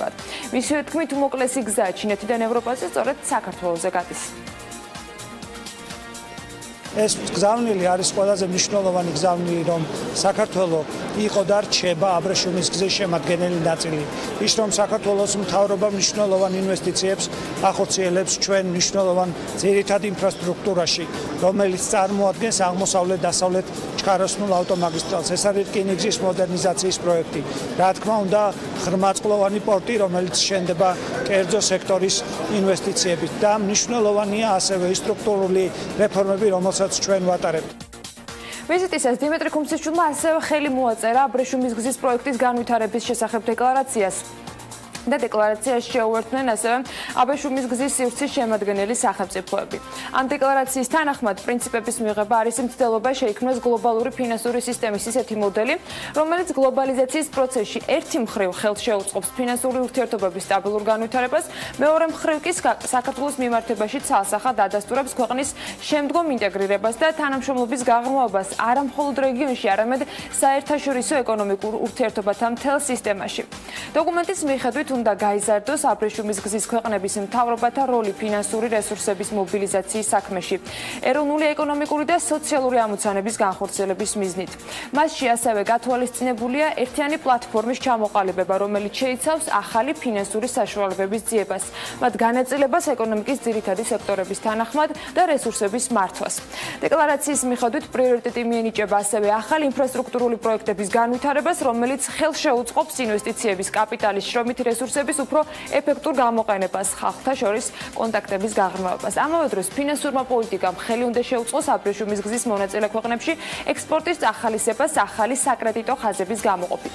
დოკუმენტის თანახმადვე შემდგომი განვითარება მიეცემა მცირე და საშუალო ბიზნესს, რაც ამ ქვეყნებში ეკონომიკური ზრდის მნიშვნელოვან კომპონენტს წარმოადგენს. ჩვენ შევუერთით პროექტის განვითარების ფინანსურ ასპექტებთან დაკავშირებულ პრინციპების მიღებას. ჩვენი აზრით ეს დოკუმენტი მნიშვნელოვანია პრაქტიკული თვალსაზრისით საქართველოსთვის, ვინაიდან იკვეთება ახალი არნახული შესაძლებლობები, გამოვიყენოთ ახალი ფინანსური რესურსები, მოხდეს ამ რესურსების ოპტიმიზირება და რაც თავარია მოხმარდეს ისეთი მნიშვნელოვანი ამოცანების განხორციელებას, როგორც არის ახალი სამუშაო ადგილების შექმნა, როგორც არის სახელმწიფო და მთავრობის როლის გამტკიცება ფინანსური პოლიტიკის გატარებაში. ეს არის ახალისება საშუალო და მცირე ბიზნესისა. 2015 წლის მდგომარეობით საპარტნიორო ფონდის და მისი შვილობილი 19 კომპანიის ვალი $1 მილიარდ აჭარბებს. ანალიტიკამ საპარტნიორო ფონდიდან ინფორმაცია გამოითხოვა იმის შესახებ, თუ რა მოცულობის და ვისი ვალი აქვს საპარტნიორო ფონდს და ასევე 19 შვილობილ კომპანიას 2017 წლის პირველი კვარტლის ბოლოსთვის, თუმცა ფონდის საზოგადოებასთან ურთიერთობის სამსახურში განმარტავენ, რომ მათ არ აქვს თვალდებულება ეს მონაცემები აუდიტის გარეშე გამოაქვეყნონ. აუდიტ გაუვლილი კი 2015 წლის მონაცემები ჰქონდათ. ვალის სტატისტიკა ასე გამოიყურება. 2015 წლის ბოლოსთვის, მაშინ როდესაც ფონდის ხელმძღვანელი ჯერ კიდევ ირაკლი კოვზანაძე იყო, საპარტნიორო ფონდმა შვეიცარიულ კრედიტ სუისისგან $150 მილიონი სესხი აიღო, რომლის მიზნობრიობაც ფონდის ინფორმაციით არსებული სესხების რეფინანსირება იყო. ფონდის ინფორმაციით 2015 წლის ბოლოსთვის საპარტნიორო ფონდს მხოლოდ კრედიტ სუისისგან ვალი ჰქონდა. ფონდში ასევე უპასუხოდ დატოვეს კითხვა, თუ რა მოცულობის ვალის აღება აქვს დაგეგმილი. თავად ფონდს 2017 წელს ასევე ისიც თუ რა ვალი აიღო მან 2016 წელს. საპარტნიორო ფონდის ინფორმაციით 2012-2015 წლების განმავლობაში საპარტნიორო ფონდის მიერ სესხების მომსახურებაზე, როგორც ძირ თანხაზე, ასევე პროცენტზე გადახდილმა თანხამ საბოლოო ჯამში შეადგინა დაახლოებით $75 მილიონი. ტურიზმის მსოფლიო ორგანიზაციას კი პირველი ქართველი გენერალური მდივანი ჰყავს ზურაბ პოლოლიკაშვილმა, რომელიც ამ დრომდე ტურიზმის მსოფლიო ორგანიზაციასთან საქართველოს მუდმივი წარმომადგენელი და ესპანეთის სამეფოში საქართველოს საგანგებო და სრულუფლებიანი ელჩი იყო. ორგანიზაციის აღმასრულებელი საბჭოს 105 სესიის ფარგლებში გამართულ არჩევნებში გაიმარჯვა. პოლოლიკაშვილი ამ თანამდებობას 2018 წლიდან 2021 წლამდე დაიკავებს. და კიდევ ერთი სიახლე, თავისუფლების მოედანზე 20 მილიონი დოლარის ღირებულების ბუწიქ სასტუმრო გაიხსნება. პროექტის სამშენებლო კომპანია ველჰაუსისგან ხორციელდება და საქმის კურსთან კომპანიის ხელმძღვანელი გიორგი ღვინაძე ამბობს, რომ სასტუმრო 40 ნომრიანი იქნება საშუალო და მაღალ სეგმენტზე გათვლილი სასტუმრო მომდევნო წლის მაისში ან ივნისში უნდა გაიხსნას. ამჟამად ადგილზე შიდა სარემონტო სამუშაოები მიმდინარეობს და გიორგი ღვინაძე აღნიშნავს, რომ იგეგმებოდა სასტუმროს სახელწოდება პლაზა დე ლიბერტე ყოფილიყო, თუმცა ამ სახელზე ჩამოყალიბებულები ჯერ არ არიან. რაც შეეხება მის მართვას, სამშენებლო კომპანია ამას თავად განახორციელებს, თუმცა დასახმარებლად სპეციალისტების მოწვევასაც გეგმავს. ავტოკომპანია Galp-მა კი კიდევ ერთი ავტოგასამართის სადგური გახსნა, სადაც ასევე განთავსებულია Galp Store-ის მაღაზია და სერვის ცენტრი კორპორატიული კლიენტებისათვის. რა სიახლეებს თავაზობს კომპანია მომხმარებლებს და როგორია სამომავლო გეგმები, ეს ნახოთ სიუჟეტში. ბათუმში Galp-ის კიდევ ერთი ავტოგასამართის სადგური გაიხსნა. ლერმონტოვის ქუჩაზე მდებარე ახალი ობიექტი საქართველოში კომპანიის 159 აჭარაში კი რიგით მე-9 სადგურია. აქვე განთავსებულია Galp Store-ის მაღაზია და სერვის ცენტრი კორპორაციული კლიენტებისთვის, რაც ობიექტს სტრატეგიულ მნიშვნელობას ანიჭებს. არა მხოლოდ ავტოგასამართის სადგური მდებარეობს ამ ობიექტზე, არამედ ფუნქციონირებს Galp Store-ის მაღაზია, ასევე ფუნქციონირებს კორპორატიული გაყიდვების სერვის ცენტრი, სადაც მოხმარებელს შეუძლია ვინც დაინტერესებული არის კორპორატიული შესყიდვით შეიძინოს საწვავი. რაც შეეხება მიმდინარე აქციებს ფიზიკური პირებისთვის, მოქმედებს ამ დროისთვის გაზრდილი ფასდაკლებები კონკრეტულად ამ ობიექტზე. უბრალოდ იმისთვის, რომ მიმდინარე აქციებში მოხმარებელმა მიიღოს მონაწილეობა, აუცილებელია გაწევრიანდეს Galp Club-ში, რაც გულისხმობს იმას, რომ მოხმარებელი მიიღებს იმ უპირატესობებს, იმ პრივილეგიებით ისარგებლებს, რომელსაც ავტოკომპანია Galp-ი თავაზობს მას. Galp-ი ტრადიციულად მომხმარებელს წამახალისებელი აქციებით ანებივრებს. ახალი ავტოგასამართის სადგურის გახსნასთან დაკავშირებით Galp Club-ის წევრი მომხმარებლისთვის კომპანია 10 თეთრამდე ფასდაკლებას, ხოლო 25-დან 10 ლარიანი შენაძენის შემთხვევაში სხვადასხვა სახის საჩუქრებს თავაზობს. დიდი ხანი იყო დაკეტილი აქაურობა და დიდი ხანი ველოდებოდი რა, ხელმისადგომის არის ჩვენთვის ეს ყველაფერი და კომფორტით მოგწონს და მომსახურება მოგწონს პირველ რიგში, რაც თავარია ჩვენთვის და ძღოლებისთვის არის პირველ რიგში ეს მოხმარება და კომფორტი რა. ხელოვანია, იმიტომ რომ რიგები არ იქნება და Galp-ის დავდივარ იმისთვის, რომ Galp-ის ბარათს ვიყენებ ფასდაკლებს რა. სხვაგან ეგეთი შეთავაზებები ჯერჯერობით არა 12 თეთრიანი ფასდაკლება რომ სხვა კომპანიებს მაგრამ რაღაც თეთრებით მაინც ჯობია და Galp Club-ში გაწევრიანება მარტივია. ბარათის აღება Galp-ის ნებისმიერ ავტოგასამართ სადგურზე ან ინტერნეტის მეშვეობით კომპანიის ოფიციალურ ვებ-გვერდზეა შესაძლებელი. Galp Club-ის ბარათით სარგებლობა გარდა ავტოგასამართის სადგურისა Galp Store-ის მაღაზიათა ქსელშია შესაძლებელი. ნავთობკომპანია მთელი ზაფხულის განმავლობაში თავის ერთგულ მომხმარებელს სხვადასხვა სახის წამახალისებელ აქციებსა და სიახლეებს თავაზობს. ჩვენთვის ძალიან მნიშვნელოვანი არის ჩვენი მომხმარებლების ლოიალურობის გაზრდა, რაც გულისხმობს იმას, რომ სეზონთან დაკავშირებით გვექნება წამახალისებელი აქციები მომხმარებლებისთვის, რომელიც ძალიან საინტერესო იქნება მათთვის და ასევე მინდა მოგახსენოთ ის, რომ ბაზრის გაზრდილი მოთხოვნებიდან გამომდინარე, ავტოკომპანია Galp-ი საკმაოდ მაღალი ინტერესით ეკიდება რეგიონში და კონკრეტულად ბათუმში საცალო ქსელის განვითარებას. საწვავის ხარისხითა და მომსახურების მაღალი დონით გამორჩეული კომპანია Galp-ი ქართულ ბაზარზე 2010 წლიდან ოპერირებს. გამარჯობათ, მინდა დღევანდელი დღის რიცხვი წარმოგიდგინოთ 1,98,588. ეს გახლავთ საქართველოს კომუნიკაციების კომისიის 5 წევრის წლიური ანაზღაურება.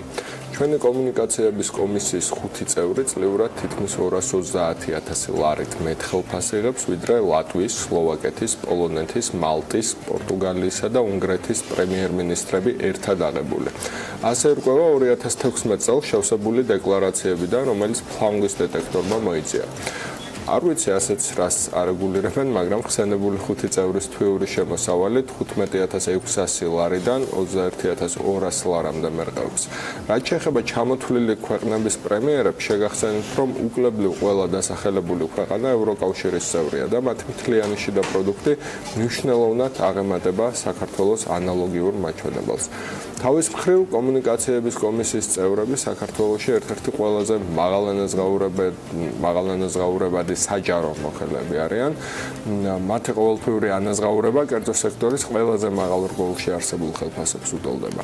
აქვე იმასაც გეტყვით, რომ ეს მხოლოდ 5-ია 113-დან 2016 წლის 30 დეკემბრის მონაცემებით კომისიაში 113 ადამიანი მუშაობს.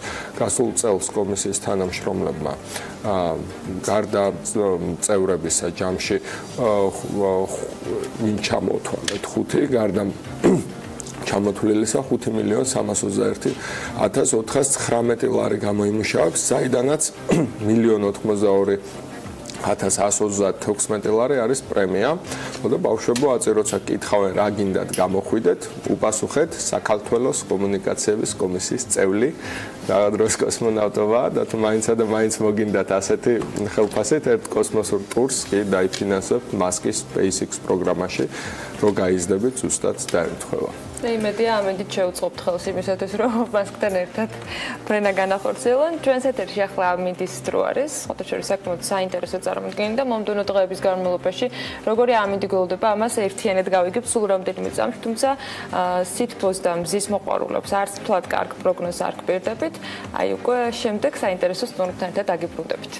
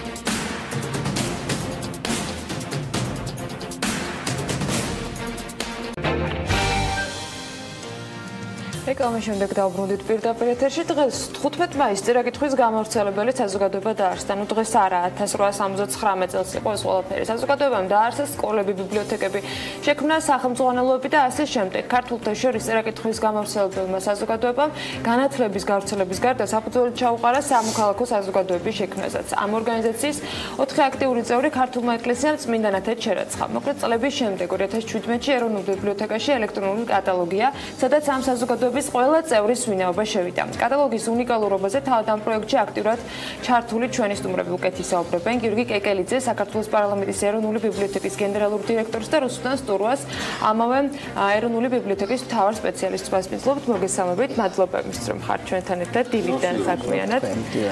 თავად ამ კატალოგის შესახებ გითხავთ პირველ რიგში თქვენ გაბატონო რუსუდან, საერთოდ საიდან გაჩნდა ამ ყველა ადამიანის ერთ კატალოგში მოქცევის შესაძლებლობა და დარწმუნებული რომ ძალიან ბევრი სამუშაო არის ჩატარებული იმისათვის რომ ამ ადამიანების ვინაობა და შესაბამისი მასალები მოძიებულიყო. რა მასშტაბის სამუშაოზე გვაქვს საქმე? და რაიმე მიახლოებული პრეცედენტი იმის გავსება თუ იყო ანამდე, ვიდრე თქვენ ამას ყველაფერს თავს მოუყურებთ. ესე იგი მიახლოებული იყო ის რომ როდესაც გადაწყდა ამ ელექტრონული ბაზის შექმნა წერა-კითხვის საზოგადოების, ეს არ იყო ესე მოუზადებათა სპონტანურად, ამის იდეა და სულის ჩამდგმელი იყო ჩვენი ფონდების დაცვის დეპარტამენტის დირექტორი ლევან თაქთაქიშვილი, რომელმაც ჩამაბარა მე ეს ბაზა, ასე ვთქვათ, სამუშაოდ უკვე შემდეგ სამუშაოსთვის და დამაავადა, ასე ვთქვათ, ესე კი, ნამდვილად. ლევას წლების განმავლობაში ქონდა ამ თემაზე ნამუშევარი. იმ დროს, როცა არც ამ ბაზაზე ფიქრობდა, ბაზის შექმნაზე არაფერი და ეს იყო ყველაფერი თავისი მოძიებული მასალები. არქივში, ეროვნულ არქივში იყო სიები. არა მხოლოდ ეროვნული არქივია?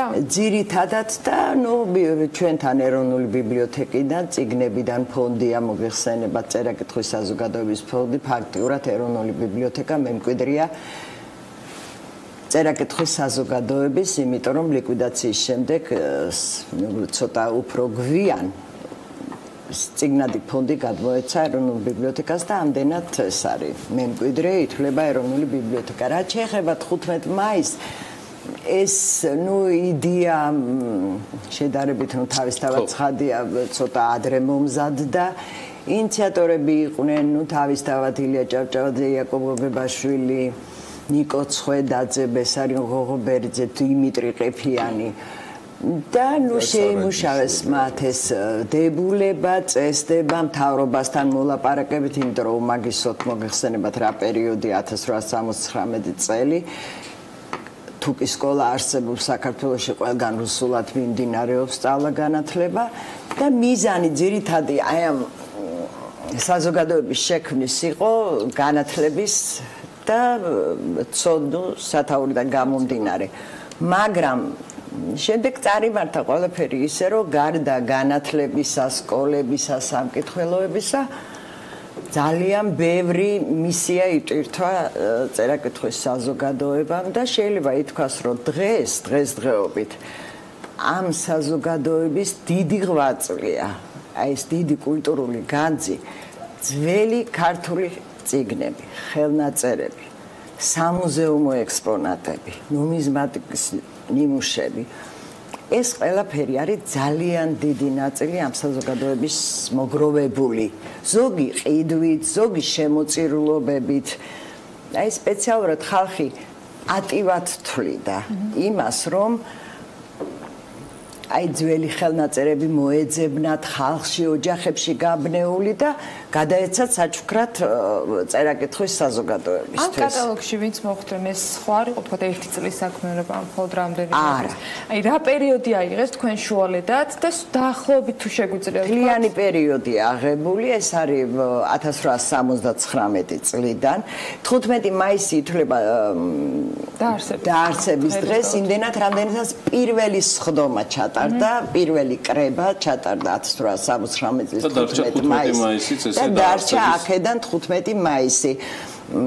ჩვენ იცით ესეთი სურვილი გქონდა ლევანს უნდა ძალიან ალბათ გაკეთდება ვფიქრობ რომ რაღაც საქართველოს ეკლესიასთან საპატრიარქოსთან ყოფილიყო ის რომ აი თუნდაც ამ 15 მაისს რაღაცნაირად ყოფილიყო მოხსენიების საშუალება ამ წერა-კითხვის საზოგადოების წევრების.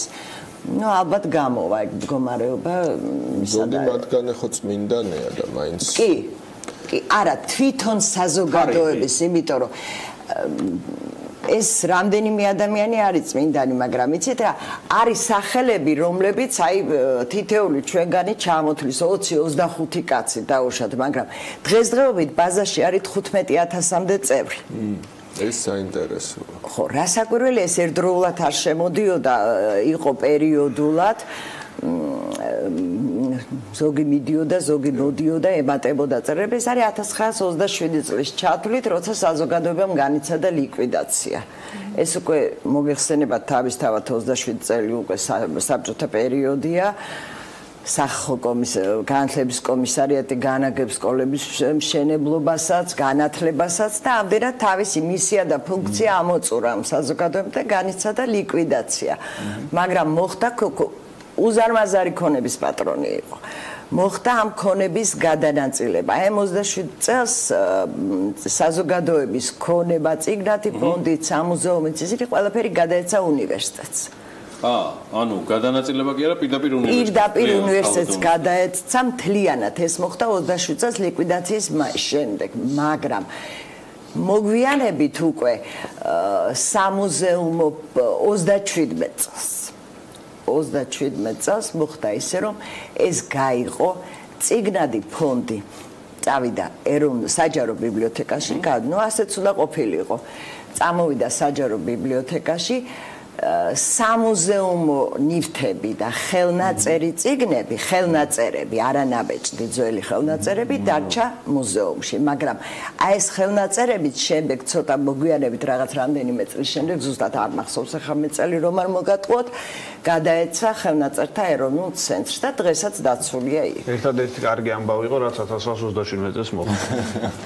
აი პრინციპში გადანაწილდა ისე, რომ ყველაფერი როგორც უნდა ყოფილიყო, არ დაკარგულა არაფერი. ახლა თქვენ აკეთებთ წიგნის მუზეუმს. აი ესეთი იშვიათი ასე ვთქვათ კულტურული მონაპოვრები მოიყრეს იქ თავს, რისთვის იქნება?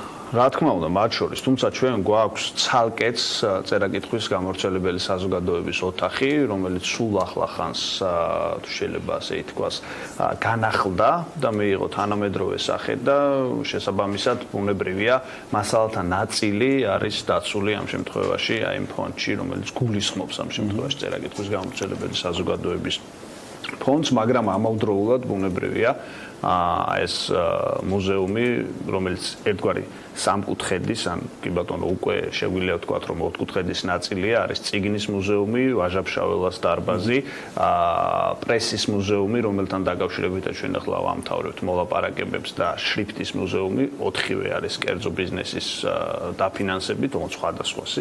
ამ შემთხვევაში იქნება ერთგვარი ვთქვათ მონუმენტური გააზრება იმ პერიოდის სამუშაოსი მათ შორის, რაც გასწიეს წერა-კითხვის გამავრცელებელი საზოგადოების წევრებმა. მე მგონია, რომ ეს დღე მართლა არის აღსანიშნი საერო თვალსაზრისით მაინც, იმიტომ რომ თუ კი დღეს ჩვენ ვარსებობთ ამ აზრით, რა აზრითაც ჩვენ ახლა ვურთიერთობთ და კულტურულ ველში ვართ, გულისხმობ სახელმწიფოებრივ იდენტობას, გულისხმობ კულტურულ იდენტობასაც, მათ შორის არის წერა-კითხვის გამავრცელებელი საზოგადოების დასვენების დღე არ არის საჭირო იყოს, იმიტომ რომ ისედაც ბევრი გვაქვს, ეს ერთი და მეორე ეს ხალხი ყველა ერთადიდან დაგწევლის, მაგრამ მაგის გამო ეს ხალხი ძირითადად მუშაობდა და შრომობდნენ და შრომასაც სწავლობდნენ. ძალიან მნიშვნელოვანი ამბავი ამაში ის არის მათ შორის, რომ ქალბატონ რუსნელმა აღნიშნა და აქ მისი სერიოზული და ფუნდამენტური შრომაც არის შედეული. გარდა იმისა, რომ ჩვენ თქვათ არქივთან და ბიბლიოთეკასთან მუშაობდით, ჩვენ გვაქვს ციფრული ფოტომატიანი და სხვა პროექტები, სადაც თქვათ ადამიანებს ხშირად ამოიცნობენ ხოლმე და მათი ოჯახის წევრები მოდიან და საკუთარ ბიოგრაფიებს გვაწვდიან. ბოლო წლებში ეროვნულმა ბიბლიოთეკამ პრინციპში გარღვევა გააკეთა მიმართულებით, ხდება ყველაფრის დიჯიტალიზაცია. ხო, ეს მნიშვნელოვანი ნაწილია. რაც ერთადერთი გზა ალბათ, რომ რაც გქონდა, ჯერ ერთი ყურადღება არ ექცეოდა იმას და ნაკლებად საჯარო იყო შეგვიძლია ასეც ვთქვათ, იმიტომ რომ ადამიანს უწევდათ რაღაცა ჯურღუნლებს ჩასვლა და ეს გარდაუვალი ამბავია და მე ახლა ცხადე ქვეყანას ვერ დავასახელებ ჯერ, მაგრამ ჩვენ ვასრულებთ მოლაპარაკებას ერთ დიდ ქვეყანასთან, რომელიც $1 მილიონ გამოყოფს იმისთვის, რომ ჩვენ შევქმნათ თანამედროვე ციფრული ლაბორატორია და რას ვამბობთ? თავარი ნაწილია ამ ბაზის და იდეა ის არის რომ 20, 30, 35 ადამიანის შესახებ ყველა მიცის, მაგრამ აქ მონაწილეობდა ძალიან ბევრი არც თუ ცნობილი მოქალაქე და რეალურად ისეთი მოქალაქეები, რომელთა ღვაწლით შეიძლება სხვა მხრივ ძალიან დიდი არც იყოს, მაგრამ ნებისმიერი მათგანი აცნობიერებდა რომ რეალურად ის გამოწვევები იქნება ეს სკოლა, იქნება ეს ბიბლიოთეკა და უნივერსიტეტის იდეაც მაშინ ჩაისახა ცხადები რაც 18 წელს გაიხსნა სამწუხარო ვერ მოხერხდა იმ პერიოდში გასაგები მიზეზების გამო იყო ფუნდამენტურად მნიშვნელოვანი იმდროინდელი სახელმწიფოსთვის და რეალურად კი ბატონო გამოვიყენოთ სიტყვა ერისთვის, სამშობლოსთვის და ასე შემდეგ. იმ უბრალო მიზეზის გამო რომ განმანათლებლობა ევროპაში უნებრივი უკვე მომხდარი იყო და ჩვენ შეგვიძლია ვთქვათ რომ ეს მოძრაობა გულისხმობს განმანათლებლობის შემოტანას საქართველოში, იმიტომ რომ მანამდელი პერიოდი ომების გამო, სხვა დანარჩენი სირთულეების გამო იყო ფრაგმენტული.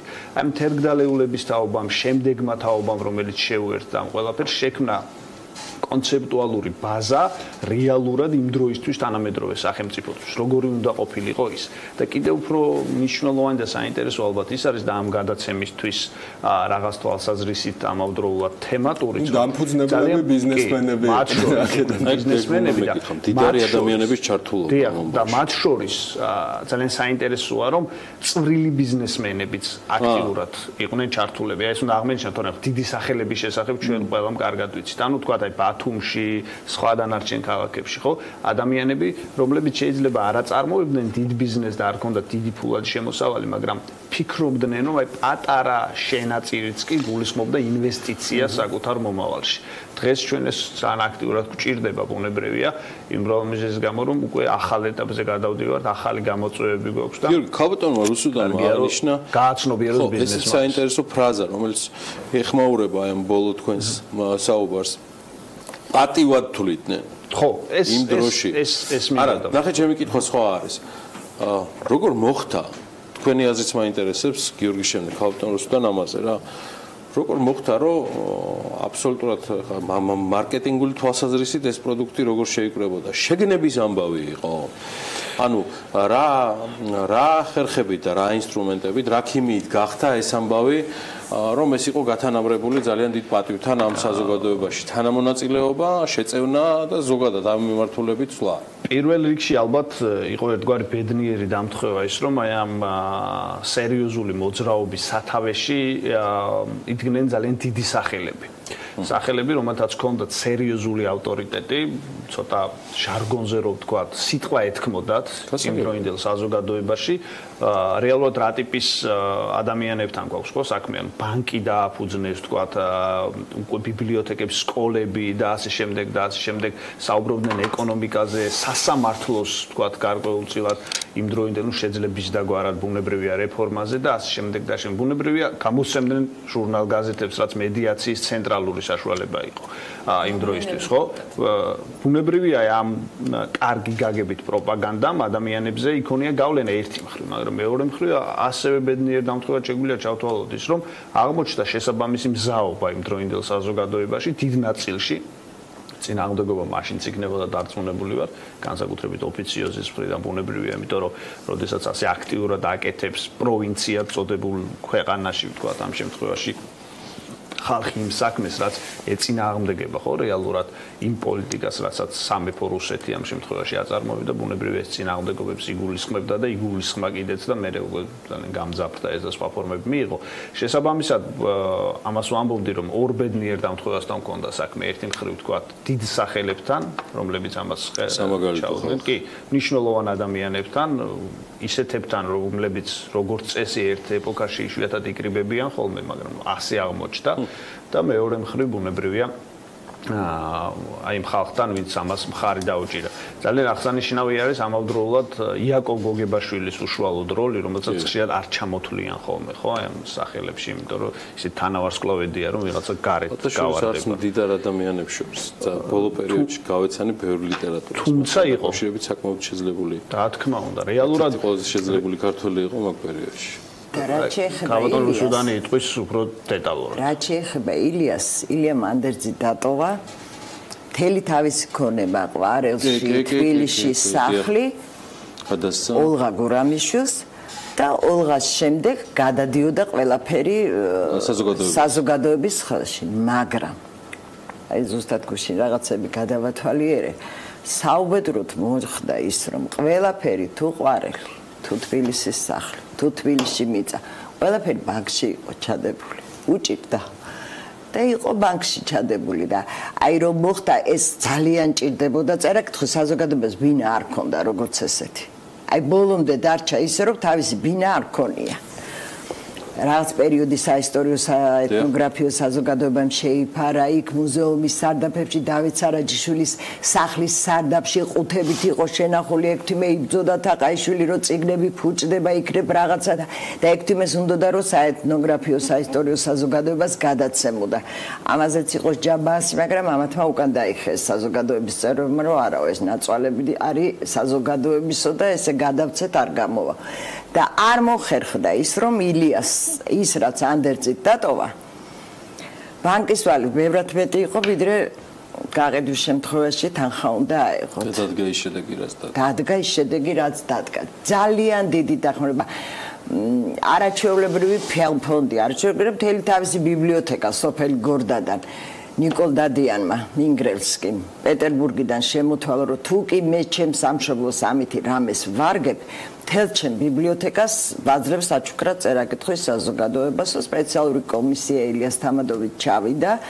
და გორდას სასახლიდან წამოიღეს მთელი ბიბლიოთეკა ძალიან მდიდარი რასაკვირველია თავისთავად ცხადია რომ მდიდარი იქნებოდა ხელნაწერები ნაბეჭდი წიგნები ნივთები სამუზეუმო და ძალიან მინდა ეს ჩემთვის გამორჩეული ხალხია აი აღნიშნო ზუბალაშვილების დამსახურება მე ვთვლი რომ იყო და ამას ყოველთვის ვაცხადებ ხმამაღა დავით სარაჯიშვილი ნუ აი ბევრი ქვემოქმედი და მეცენატე ყავდა აი ამ საზოგადოებასთან შეხების შემდეგ და ამაზე მუშაობის შემდეგ იმდენი რამე წავიკითხე ამ ხალხზე არავის არ გაუკეთებია საქართველოსთვის იმდენი ქვემოქმედების თვალსაზრისით რაც გააკეთეს ზუბალაშვილებმა ეს არის ურიცხვი რაოდენობა ჩამონათვალი ამ ხალხის საქმიანობის 1904 წელს იყო წერაკითხვის საზოგადოების 25 წლის იუბილე აი პატივად თვლიდნენ ზუსტად ზუბალაშვილები ვიგულისხმე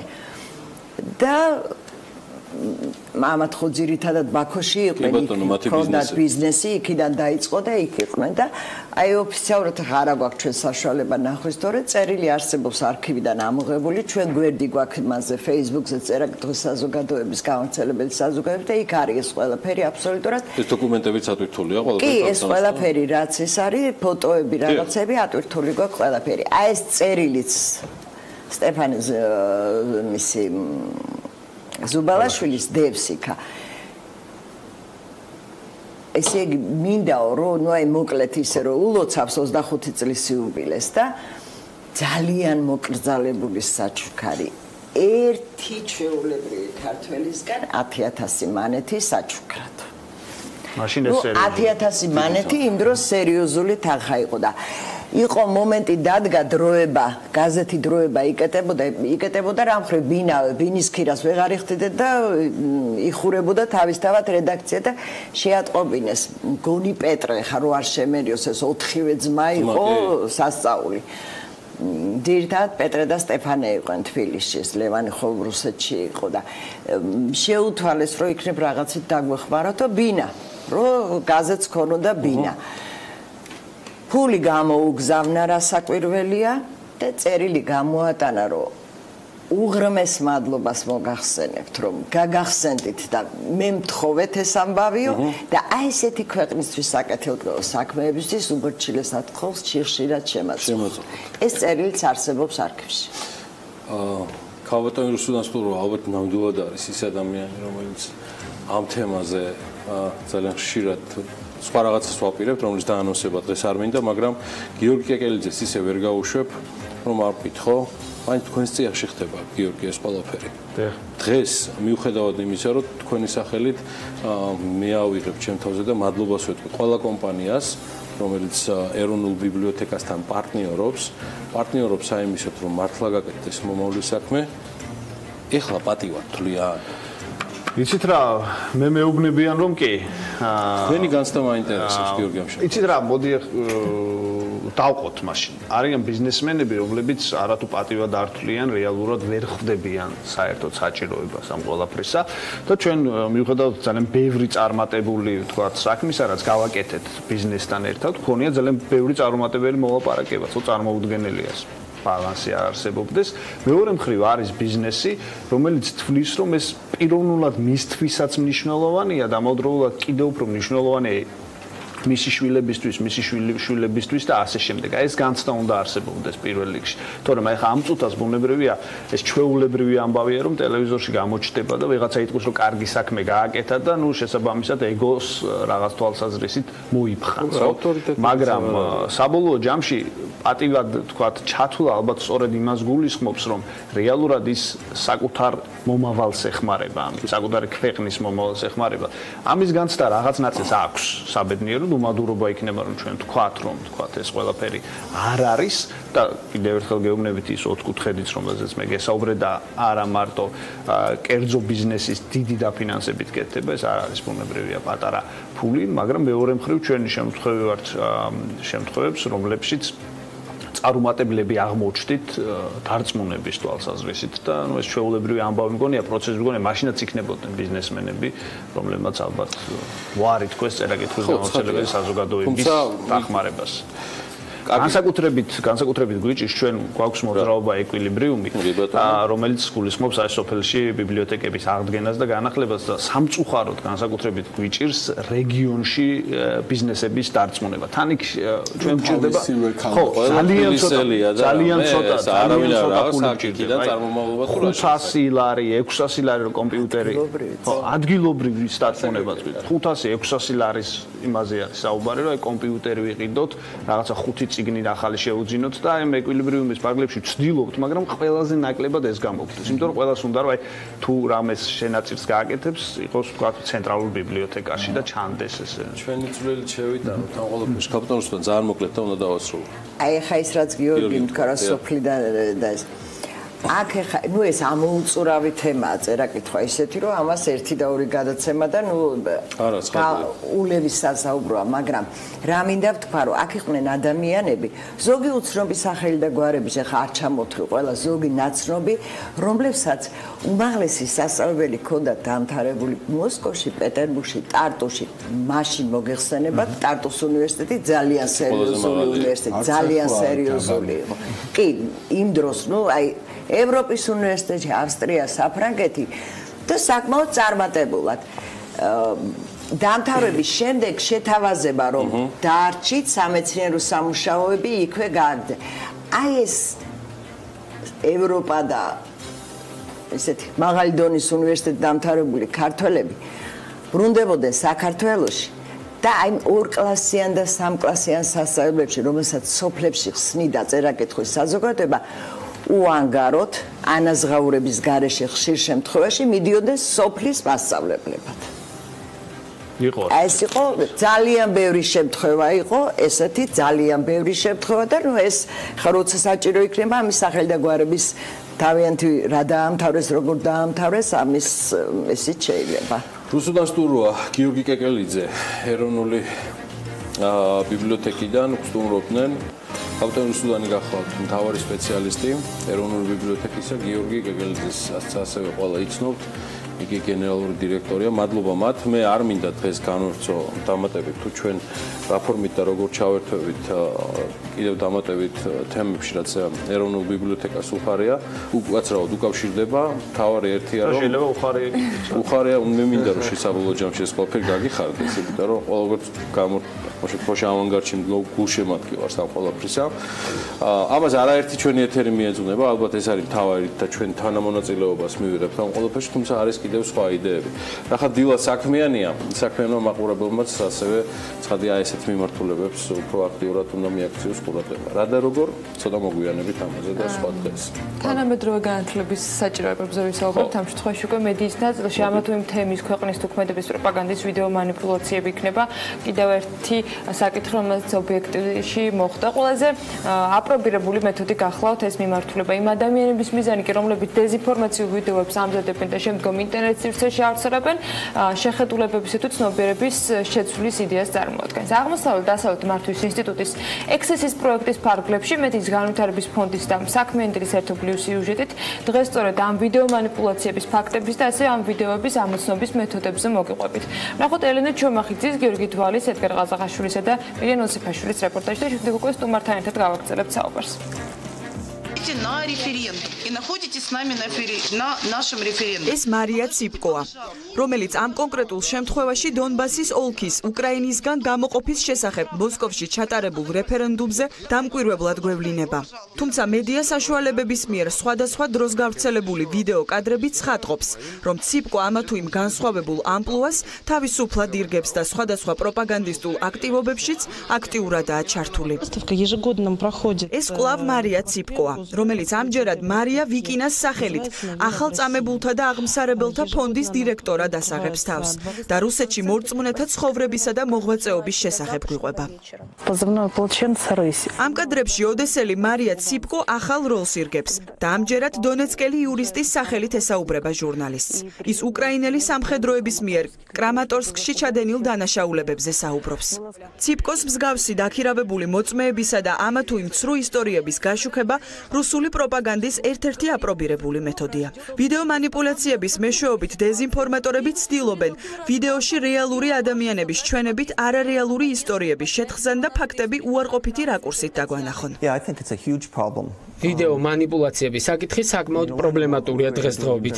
ადამიანები, რომლებიც სხვადასხვაგვარ პროპაგანდისტულ ვიდეოებს ამზადებენ, ძალიან ბევრ ამას ითვალისწინებენ. როგორ დაამზადონ ვიდეო, ისე რომ თვალშისაცემი იყოს პირველ რიგში დამავდროულად დამაჯერებელი ესა თუ ის ხელოვნურად შეთხზული ამბავი, ასევე როგორ აიძულონ ადამიანები, რომ თუნდაც news feed-ში ვიდეოს გამოჩენის შემთხვევაში დააკლიკონ და გახსნან ვიდეო და ასე შემდეგ. ასეთი ადამიანები ფაქტობრივად ყველა იმ უნარს ფლობენ, რაც ბოლო 50 წლის განმავლობაში ტელევიზიასა და ჟურნალისტიკაში გარკვეულმა ადამიანებმა დავაგროვეთ. მათ ზუსტად იციან ვიდეო უნდა იყოს 2 წუთი თუ 10, რა საკვანძო სიტყვები უნდა იყოს გამოყენებული headline-ად და ასე შემდეგ.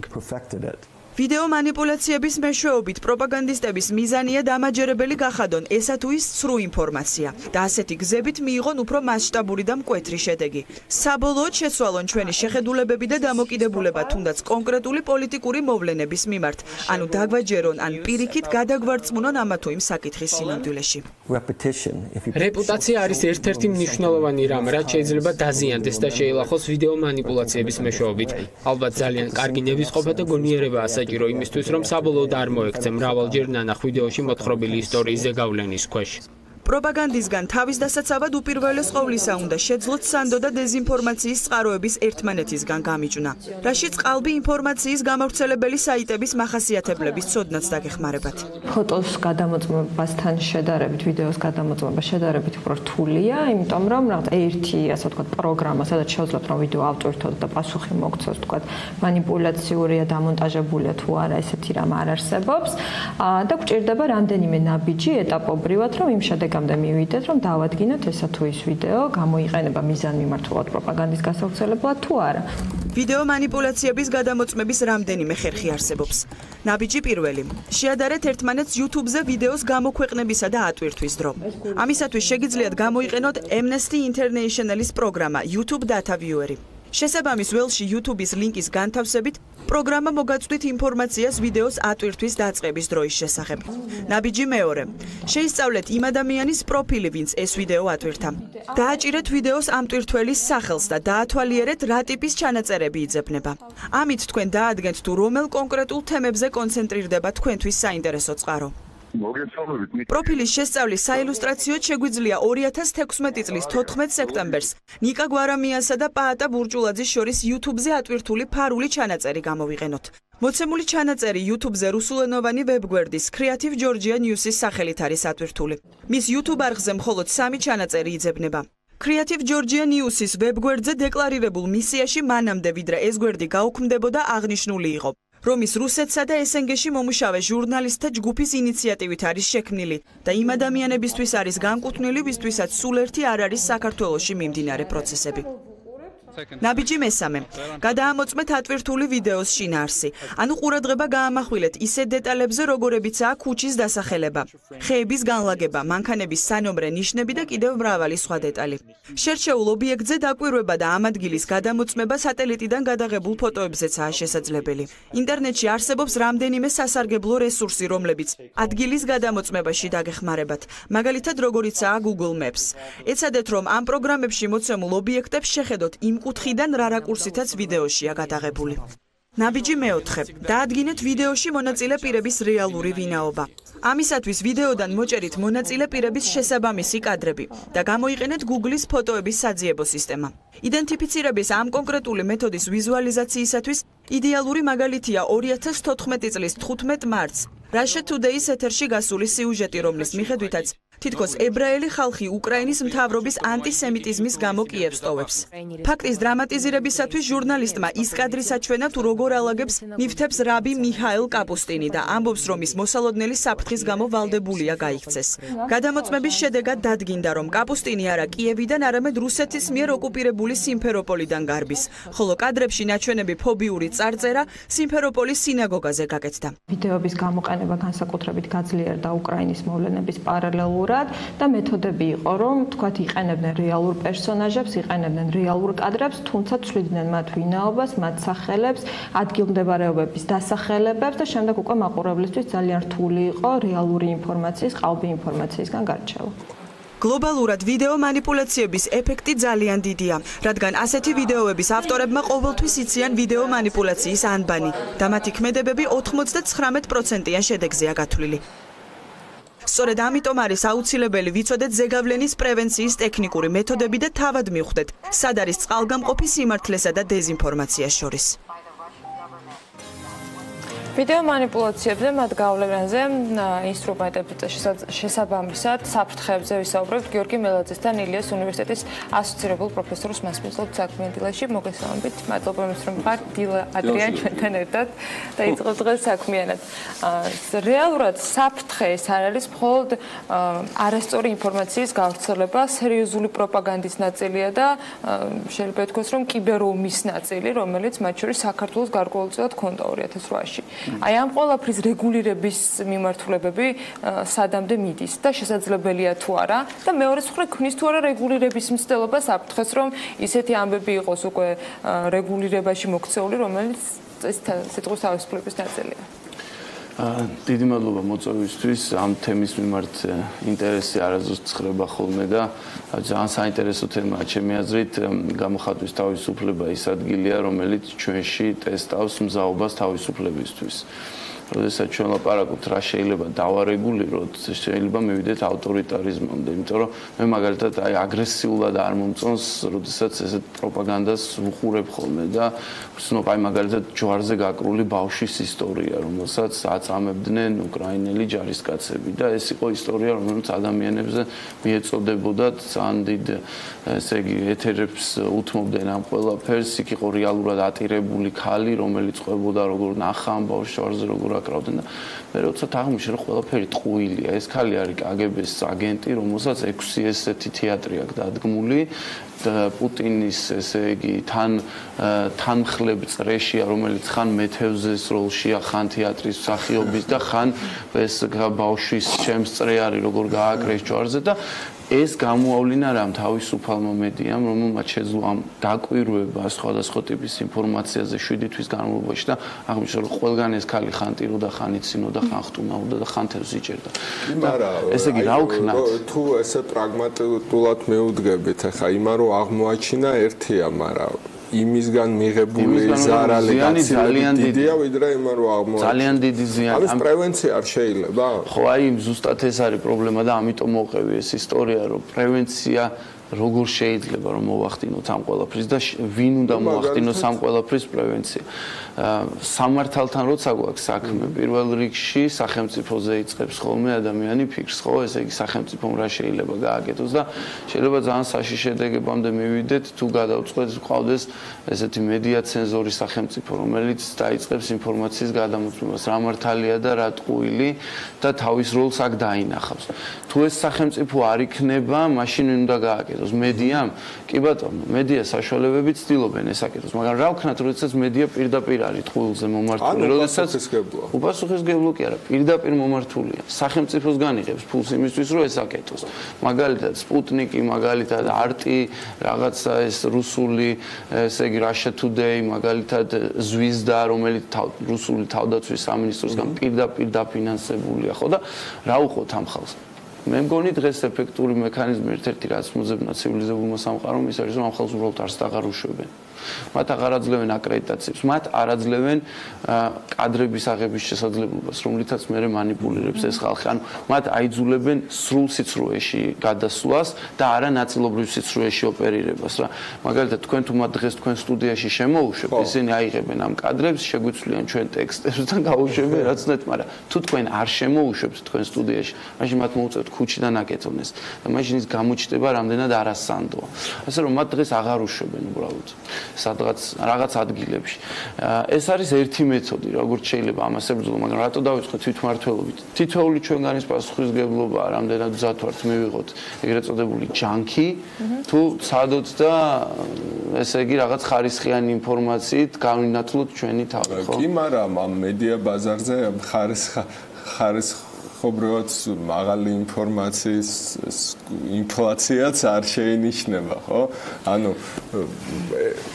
ძალიან ძნელია ხა ჩვენ როცა საუბრობთ ხოლმე მედიაზე, ყოველთვის ხშირად მიდის საუბარი მედიის თავისუფლების თვალსაზრისით და ჩვენთვის თავისუფლება პასუხისმგებლობის გარეშე არ არსებობს და აი დისკუსიის დროს ეს ნაწილი რჩებათ, პასუხისმგებლობის ნაწილი. ამ თვალსაზრისით პასუხისმგებლობას ვერავის ვერ დაავალდებულებ, რომ არ ითამაშოს განმარტო fake news-ებზეა საუბარი, არ ითამაშოს ადამიანის პირველყოფილ ინსტინქტებზე, რეიტინგისთვის სიტყვაზე, ხო? აი, მსგავსი პრობლემების ადრესაცია როგორ შეიძლება, რა ეფექტური საზოგადოებრივი მექანიზმი შეიძლება შევიმუშაოთ? მაყურებლები, მე ვთქვი, ჩვენ ახლა აქვს ვივართ, მაგრამ პირველ რიგში მაყურებლები ვართ, რომ ანუ რამე ეფექტური მოდელი თუ არსებობს. ინსტიტუციური მექანიზმი ჩამოაყალიბა ამის ეს ჯონ სტიუარტ მილმა, რომელმაც თავის ტექსტში თავისუფლების შესახებ გითხრა, რომ თუ გვაქვს ბევრი იდეა, ადამიანს ექნება მეტი არჩევანი. ანუ ამ იდეას მე მოსამართლე ხომს ეძახის იდეათა თავისუფალი ბაზრის თეორიას. ეს იმას ნიშნავს, რომ თქვენ ეთერში ხართ და თქვენი კონკურენტი კიდე 15 ტელევიზია. და ამ ესე იგი პალიტრაში მე ვადევნებ თვალყურს და რომელიც უფრო მეტად მოდის ჩემთან ახლოს, იმას მე უპირატესობას ვანიჭებ. რასაც მე ბაზარი თავის შედეგებს ესე იგი მიაყოლებს, ხო? ზოგს მეტი შემოსავალი ექნება და ზოგს ნაკლები. ანუ აი ეს იდეათა თავისუფალი ბაზარი შეიძლება ვთქვათ, რომ არის მე მგონი ერთ-ერთი და ერთ-ერთი ეფექტური გზა, აი ასეთი ტიპის, ასე ვთქვათ, სკანდალზე ორიენტირებული თუ სერიოზული მედიის რაღაცნაირად ერთმანეთისგან გამიჯვნისგან, ხო? ეს არ ნიშნავს, რომ სკანდალზე ორიენტირებული მედია ბაზრიდან გავა, ნამდვილად არ გავა, მაგრამ სხვა ნიშას დაიკავებს, ადამიანები გაერთობიან და პრობლემა როდის იწყება? იცით, პრობლემა იწყება, როდესაც ადამიანები მედიით უფრო მეტად ერთობიან, ვიდრე სხვა რამე ფუნქციას ანიჭებენ მას. აი ეს უკვე მედიას ნამდვილად აგდებს აი ამ გასართობ ნიშებს. როცა ბაზრის მოთხოვნებია მხოლოდ გარემო პირობებია ეს ერთი ნაწილია, თუმცა არსებობს სხვა რეალობა, როცა ბაზარს მიღმა მარეგულირებელი სხვა გარემოებები ან სხვა ადამიანები ხდებიან. სტრასბურგის სასამართლოს იმ პრეცედენტებზე მინდა ვისაუბროთ, რომელიც ქართულ მედიაში არსებულ პრაქტიკას უკავშირდება. ერთ-ერთი ბოლო იყო რუსთავიორის საქმე, როდესაც შეჩერდა აღსრულების ის ეტაპი, როდესაც უკვე უნდა შეცვლილიყო ხელმძღვანელობა. 2007 წლიდან დღემდე პრინციპში რამდენიმე სასამართლო საქმის განხილვა მოხდა სტრასბურგში. აი ეს ეტაპები რომ განვიხილოთ, რა ეტაპები გავიარეთ და რა იყო ბოლო кейსის პრინციპში წინაპირობა და შედეგი. დიდი მადლობა ამ კითხვისთვის. ეს ძალიან საინტერესო საქმეა და საქართველოში ამ საქმესთან დაკავშირებით ბევრმა ესე იგი სტრასბურგის სასამართლოს ბრალიც კი დაასდო საკუთარი პრაქტიკის წინააღმდეგ წასვლაში. ხო, ანუ მე მგონი ძალიან საინტერესოა მართლა სტრასბურგის სასამართლოს თუ ვაკვირდებით მისი როლი გავიგოთ კარგად ამ საზოგადოებაში, რისთვის არსებობს ეს სასამართლო, ხო? ტრადიცია ამ სასამართლოს შექმნის იყო, ასე ვთქვათ, ესეთი სუბსიდიურობის პრინციპი ერთ-ერთი, რომელიც ამ ტრადიციაში ჩაიდო. ტრადიცია იყო, რომ ის ყოფილიყო გარე სასამართლო, ანუ გააზრება ამის ასეთი იყო, რომ ის გარეთ უნდა იყოს და სახელმწიფოს უნდა რაღაცნაირად გარედან აკონტროლებდეს. აქვე არის იდეა, რომელიც ესეთი კვადრეჯისიმო, ანუ მე მგონი ესეთი ენციკლიკა არის პაპი პიუს მე-11-ის, რომელიც სუბსიდიურობის პრინციპს ამბობს, ანუ რაც შეიძლება გაკეთდეს ადგილზე, ის არ უნდა გაკეთდეს სხვაგან, რაც შეუძლია რომ ადამიანს გააკეთოს თვითონ ის არავინ არ უნდა წაართვას მას. აი ეს იდეა, ესე იგი ამ სასამართლოს მიღმა ხდება ერთ-ერთი მთავარი იდეა. ანუ მოდი სახელმწიფოებმა გააკეთონ და მერე სასამართლო. მაგრამ ეს არის 60 წლის წინ. მას შემდეგ დრო გადის და სასამართლო ამბობს, რომ მე არ ვარ იმისთვის, რომ თეორიული და ილუზორული უფლებები დავიცვა. ესეთი ერი არის ესეთი საქმე ირლანდიის წინააღმდეგ, სადაც სასამართლო პირდაპირ ამბობს, რომ ის რეალური უფლებების დასაცავად არის შექმნილი. ამიტომ ხშირ შემთხვევაში ის ძალიან დიდ დროს ვერ დაუთმობს სახელმწიფოებს რაღაც საქმეებზე იმუშაონ და შეიძლება ჩაერიოს და რაღაც თავისი ძალიან ესე იგი შეუცვალოს სახელმწიფოს მიმართულება. აი ამ ბრძოლაში ვართ დღეს. ძირითადი არგუმენტები იყო, რომ ადამიანის უფლებების დაცვასთან დაკავშირებით მედიის და სახელმწიფოს დავა ამ შემთხვევაში უბრალოდ ორი კერძო სუბიექტის დავა ამ შემთხვევაში არ ერგებოდა სწორედ იმ პრინციპებს, რომელიც სტრასბურგის მხრიდან იყო აქამდე უმთავრეს პრინციპებად დასახელებული. აი პრინციპებს ახლა რო გეუბნებით, ამაზე ამბობდნენ. ეს პრინციპი არის სუბსიდიურობის პრინციპი, რომელიც ამბობს, რომ ადამიანმა ჯერ თავის სახელმწიფოსთან ამოწუროს, ესე იგი შესაძლებლობები და ამის მერე უნდა წავიდეს ის და ეძებოს სტრასბურგში გამოსავალი. ჩვენთან რა მოხდა? ჩვენთან ამოწურვის სტადიები გასრულდა, მაგრამ აღსრულება არ იყო დამდგარი და აი ეს ჩაითვალა კრიტიკოსთა მხრიდან ამოწურვის პრინციპის დარღვევად. რომ აღსრულება არ არის დამდგარი. მაშინ როდესაც სტრასბურგის ერის საქმე, იმიტომ ვახსენე, რომ თუ აღსრულება დადგება ესეთი ტიპის საქმეებზე, მაშინ უფლებათა დაცვა უკვე ფიქტიური ხასიათის არის და არა რეალურის, რადგან რეალურად შენ უკვე შეგეცვლება აქ ვითარება, რის გამოც იბრძოდი, ხო? ანუ შინაარს გამოცლილი იქნება ყველა შემდგომი დავა სტრასბურგის სასამართლოში. ჩემი აზრით, სტრასბურგის სასამართლომ მართლა გააკეთა რაღაცა ახალი, ძალიან მნიშვნელოვანი ეს ისტორიულია სტრასბურგის სასამართლოსთვისვე, მაგრამ ეს არ არის მისი პრინციპებიდან გადახვევა. ეს არის სწორედ მისი პრინციპების დაცვის გზა. მე არ მგონი ახლა ჩვენ სტრასბურგის სასამართლოზე როცა ვლაპარაკობთ, ევროპულ სივრცეზე ვლაპარაკობთ. ევროპულ სივრცეში ასეთი ტიპის დავა, ესეთი ტიპის სკანდალური დავა კერძო მედიასა და სახელმწიფოს, ღიად სახელმწიფოს შორის, რა ვიცი, თქვენ თუ გახსენდებათ, მე არ მახსენდება ბოლო 10 წლის ესე მანძილზე თუ არ ვლაპარაკობ, ანუ რუსეთზე თუ არ ვლაპარაკობ, საიდანაც იქ არ წასულა საქმე. ქართულ სასამართლოში მხარეთ სახელმწიფო არისო, ხო?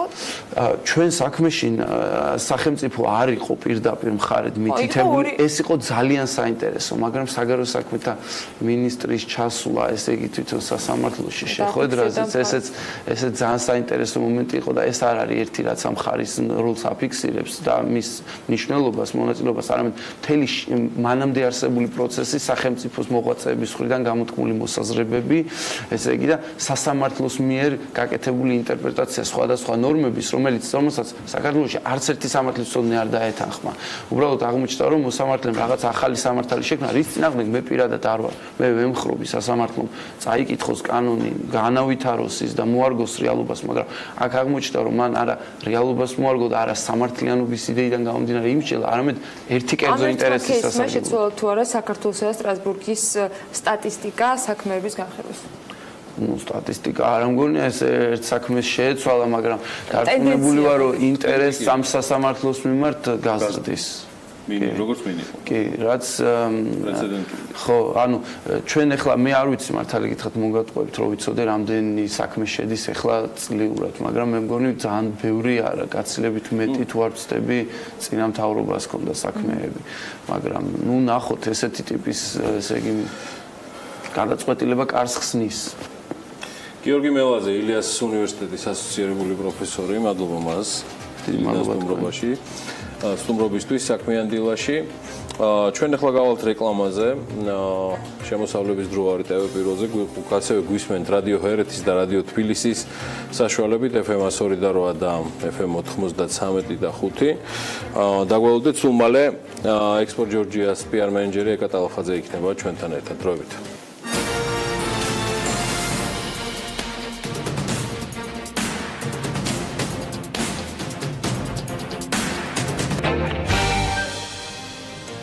რეკლამის შემდეგ საქმიანი დილით დავბრუნდით პირდაპირ ეთერში. 2017 წლის 16 და 19 მაისის ჩათვლით საგამოფენო ცენტრი Build Expo 2017-ს უმასპინძლებს. ღონისძიების საფუძველი ჩაყრილი არის სამშენებლო გამოფენის მესამე ათწლეულში. გამოფენა წარმოადგენს რეგიონის უმსხვილეს ინდუსტრიულ ღონისძიებას, რომელიც წლიდან წლამდე ზრდის მონაწილეების და პროფესიონალი დამთვალიერებლების რიცხვს. ჩამონათვალი თქვენ თვითონ დაგერწმუნებთ თამაში. 22 სამშენებლო გამოფენაზე კი მონაწილე კომპანიები სრულად მოიცავენ სამშენებლო ინდუსტრიის ყველა მიმართულებას. არც ეს ჩამონათვალია მცირე და ამისთვის ეკა ტალახაძე, გამოფენების ცენტრი ექსპო ჯორჯიას PR მენეჯერი, ახლა დაგვეხმარება. ჯერ ქვეყნები მაინტერესებს, იმიტომ რომ საკმაოდ ვრცელი იყო და შთამბეჭდავე პრინციპში ამ გამოფენაში მონაწილე ქვეყნების ჩამონათვალი და შეიძლება ითქვას, რომ ცოტა უცნაურს მომეჩვენა, რომ ამ სამშენებლო ნაწილში თან ამდენი ქვეყნიდან ამდენი მასალის წარმოქმნა და ასეთი მასშტაბის არ არის მარტივი და ნამდვილად დიდი გამოწვევა არის. ვის მასპინძლობს და რას წარმოადგენს ეს გამოფენა?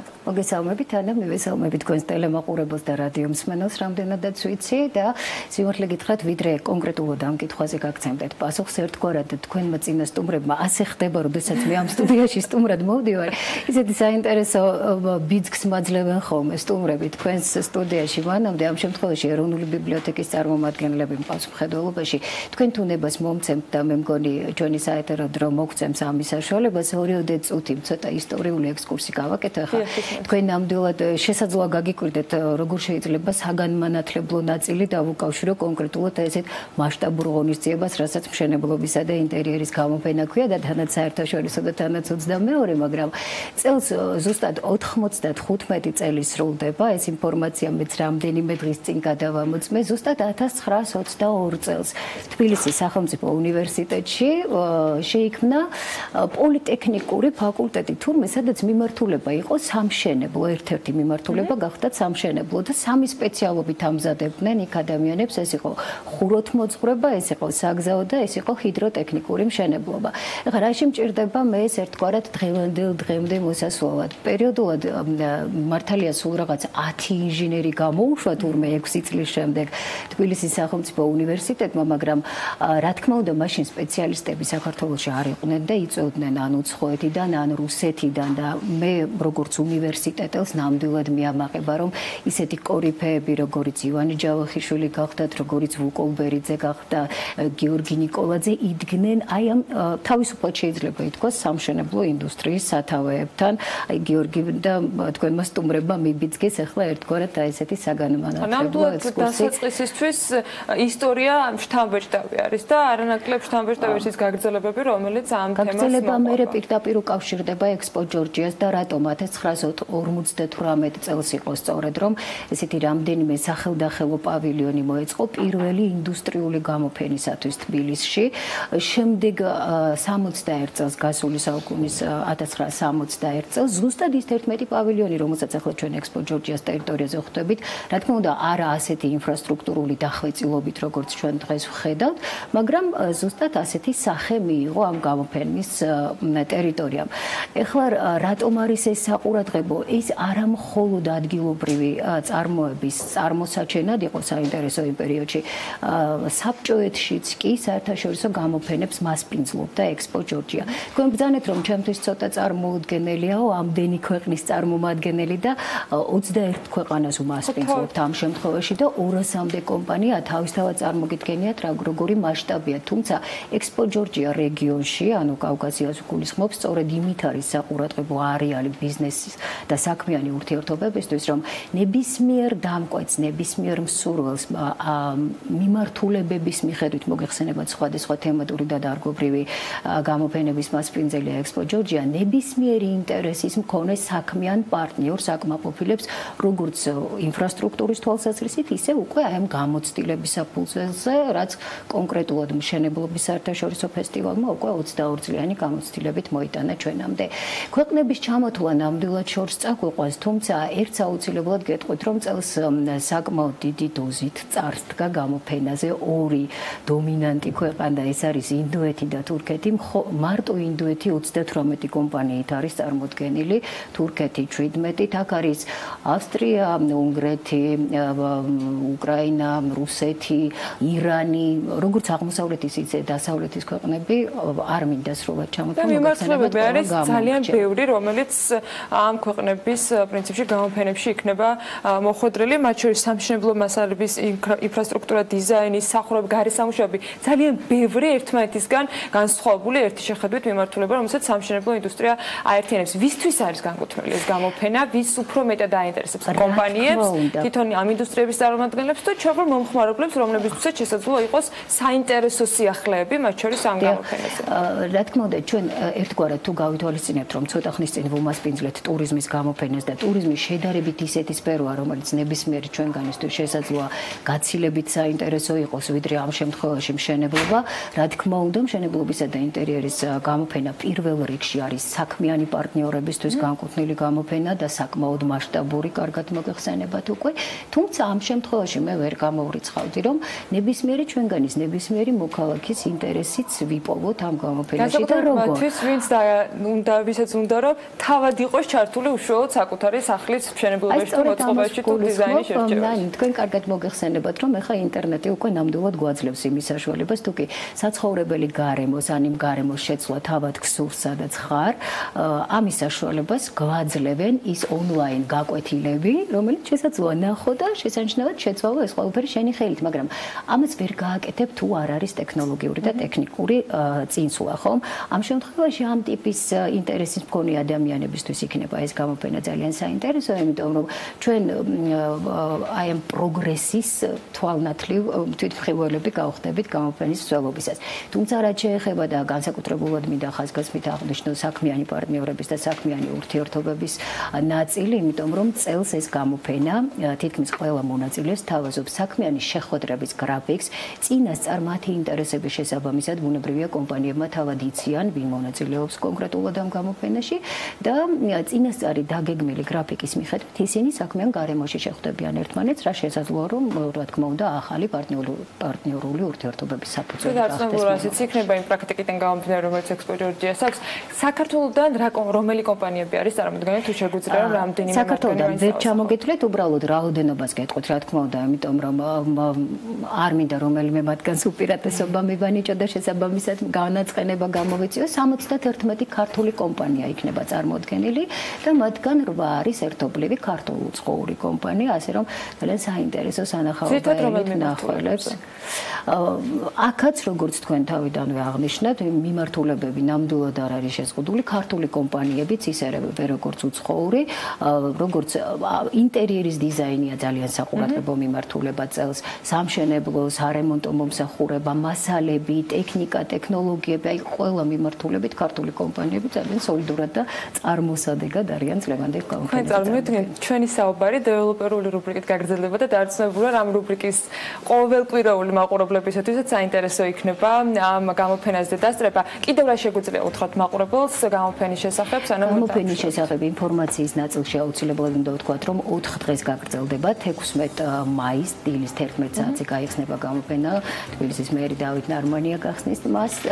ყოველდღიური სამუშაო რეჟიმი გახლავთ 11 საათიდან საღამოს 6 საათამდე, თუმცა 19 მაისს გაცილებით მოკლე სამუშაო დღე გვექნება, 3 საათზე დასრულდება გამოფენა. აქვე მინდა ვთქვა, რომ მიუხედავად იმისა, რომ გამოფენაზე დასწრება ფასიანია, თქვენ თუ კი ჩვენ Expo Georgia's Facebook გვერდს ეწევით და დარეგისტრირდებით, გამოფენაზე უფასოდ დასწრება შეძლებთ და ამდენად გელით ნამდვილად საინტერესო, მიუხედავად იმისა, რომ ესეთი სპეციფიკურია მაინც ამშენებლო გამოფენა, ნამდვილად საინტერესო დღეები გელით. თუმცა დარწმუნებული რომ ჩვენი მაყურებლების ნაწილისათვის იქნება ეს კარგი მასალა და ინფორმაცია იმისათვის, რომ მათ შესაბამისი ინტერესი დაიგმაყოფილონ. მადლობა თქვენ იმისათვის, რომ იყავით საქმიანი დილის სტუმარი. შეგახსენებთ, რომ Expo Georgia-ში ხვალიდან 19 მაისის ჩათვლით გაიხსნება საინტერესო გამოფენა, რომელიც მშენებლობის სექტორს უკავშირდება და ძალიან ბევრ სფეროს მოიცავს. აი, როგორ ამინჩი მოგიწევთ ამ გამოფენაზე მისასვლელად პრინციპში დედაქალაქის გადაკვეთა და როგორი ამინდი გველდება მომდევნო დღეების განმავლობაში, ამას უკვე ჩვენი ამინდის პროგნოზიდან შევიტყობთ და როგორც დაგიანოსეთ, დეველოპერული რუბრიკის დრო არის რეკლამის შემდეგ, იკა ქარდავა შემოგვიერთდება სტუმართან ერთად.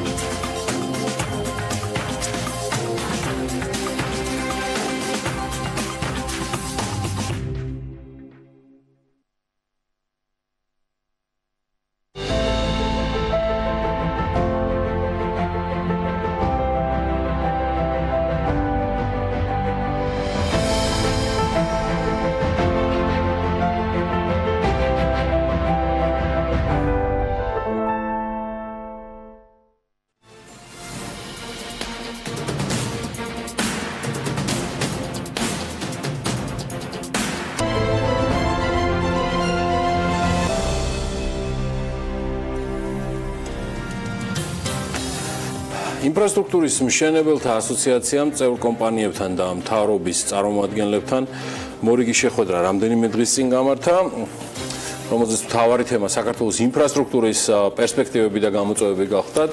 ინფრასტრუქტურის მინისტრის განცხადებით 10 მილიარდ ლარამდე უახლოესი 3-4 წლის განმავლობაში სამშენებლო სექტორში დაიხარჯება. სამშენებლო სექტორის გამოწვევები იქნება ლიკა ქარდავას დღევანდელი რუბრიკის თემა. ჩვენ ამდენჯერმე მოგვიწია ამ მეტად საინტერესო თემის განხილვის გადადება, თუმცა დღეს სრული შემადგენლობით ვართ წარმოდგენილნი. მივესალმები ლიკას და მადლობთ რომ ხართ ჩვენთან ერთად.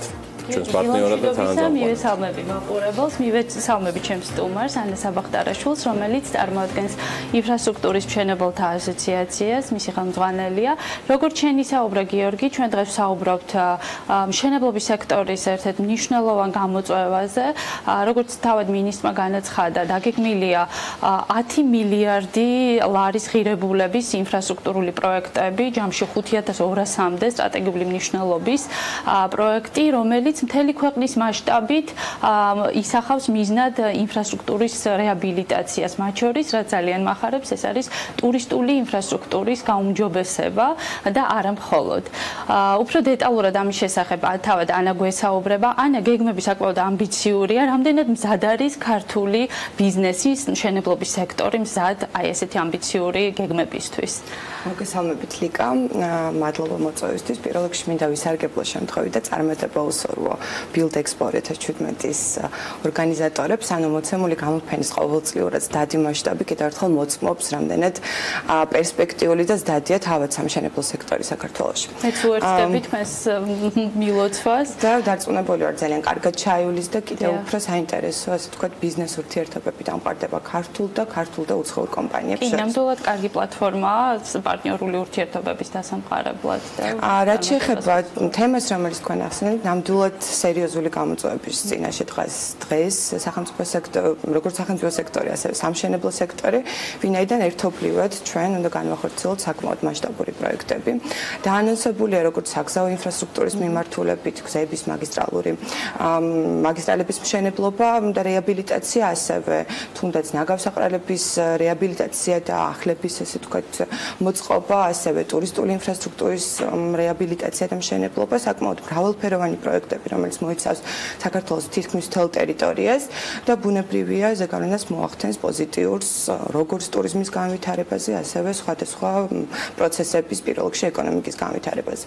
ამ მიმართულებით, რა თქმა უნდა, ყველაზე მნიშვნელოვანი არის მეორე ეფექტის, ასე ვთქვათ, დაჭერაც და მაქსიმალურად ქართული კომპანიების ჩართულობის უზრუნველყოფა, რაც ბუნებრივია საკმაოდ კარგად აისახება ეკონომიკაზეც, დასაქმების მაჩვენებლებზეც და სხვადასხვა, ასე ვთქვათ, თუნდაც ქართული კომპანიების მიერ შესრულებული სამუშაოების ხარისხის შემდგომ განვითარებაზე. სწორედ მინისტრის მთავარი მესიჯიც ეს იყო, რომ ქართულ კომპანიებს უნდა შეეწყოს ხელი და ასე ვთქვათ, მაქსიმალური სტიმულები უნდა მიეცეს, რათა მაქსიმალურად ჩაერთონ ამ პროცესებში. რას ნიშნავს, ანუ რა ტიპის მხარდაჭერა იქნება და დღეს რა სირთულეების წინაშე დგას ეს, ვთქვათ, სექტორი? სავარაუდოდ ალბათ მინისტრმა პირველ რიგში იგულისხმა ის, ასე ვთქვათ, დიალოგი, რომელიც მიმდინარეობს, რეალურად მიმდინარეობს სამინისტროსა და სამშენებლო სექტორს შორის, ჩვენ ფაქტიურად ყოველდღიურ რეჟიმში განვიხილავთ მიმდინარე პრობლემებს, ანუ პარალელურ რეჟიმში მიდის ერთის მხრივ შესყიდვების კანონმდებლობაზე მუშაობა და დახვეწა იმისთვის, რომ ხარისხი აქ იყოს პრიორიტეტი და მხოლოდ ერთი კრიტერიუმი ფასი არ იყოს განსაზღვრელი, როგორც იყო გარკვეული პერიოდის განმავლობაში. მეორეს მხრივ მიდის მუშაობა ტექნიკურ რეგლამენტებზე, რომელიც ძალიან მნიშვნელოვანია ამ სექტორისთვის, ვინაიდან საკმაოდ მემკვიდრეობა გვაქვს, ასე ვთქვათ, მუშაობთ ჯერ კიდევ ძველი რეგლამენტებით. მათ შორის უსაფრთხოების რეგლამენტი. მათ შორის უსაფრთხოების მიმართულებით. ეს არის ძალიან მნიშვნელოვანი თემა ბოლო პერიოდში და ისედაც სამშენებლო სექტორს დაუდგა ძალიან ბევრი გამოწვევა უსაფრთხოების სამშენებლო მოედანზე სტანდარტების დაცვის თვალსაზრისით. მოიაზრებს ეს სამუშაო ამ მიმართულებით რეგლამენტი რეგლამენტი ერთ-ერთი შემოვიდა უკვე და მოქმედებს წლის დასაწყისიდან, თუმცა გარდა უსაფრთხოებისა დგას მთელი რიგი საკითხები დაწყებული თუნდაც ნორმატივებით, რომელიც პირდაპირ ვთქვათ, ძალიან მოძველებული არის. იმიტომ რომ რეალურად მოქმედებს საბჭოეთის რეჟიმში შემოღებული სტანდარტები, რომელიც პრაქტიკა ასე უჩვენო ბუნებრივია რომ უკვე ვეღარ არის აქტუალური. მეორე მხრივ თუნდაც რუსეთშიც კი უკვე ჩანაცვლდა მოცემული სტანდარტები, განახლებული სტანდარტით.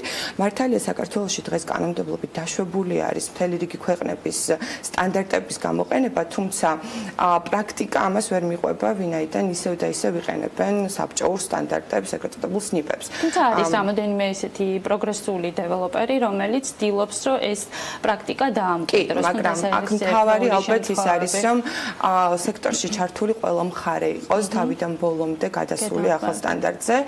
პირველ რიგში ეს არის, რა თქმა უნდა, საპროექტო დაწესებულებები, იმიტომ რომ ასე ვთქვათ, ისინი იწყებენ პროცესს და შემდგომ, რა თქმა უნდა, სამშენებლო კომპანიები, საექსპერტო დაწესებულებები და ასე შემდეგ.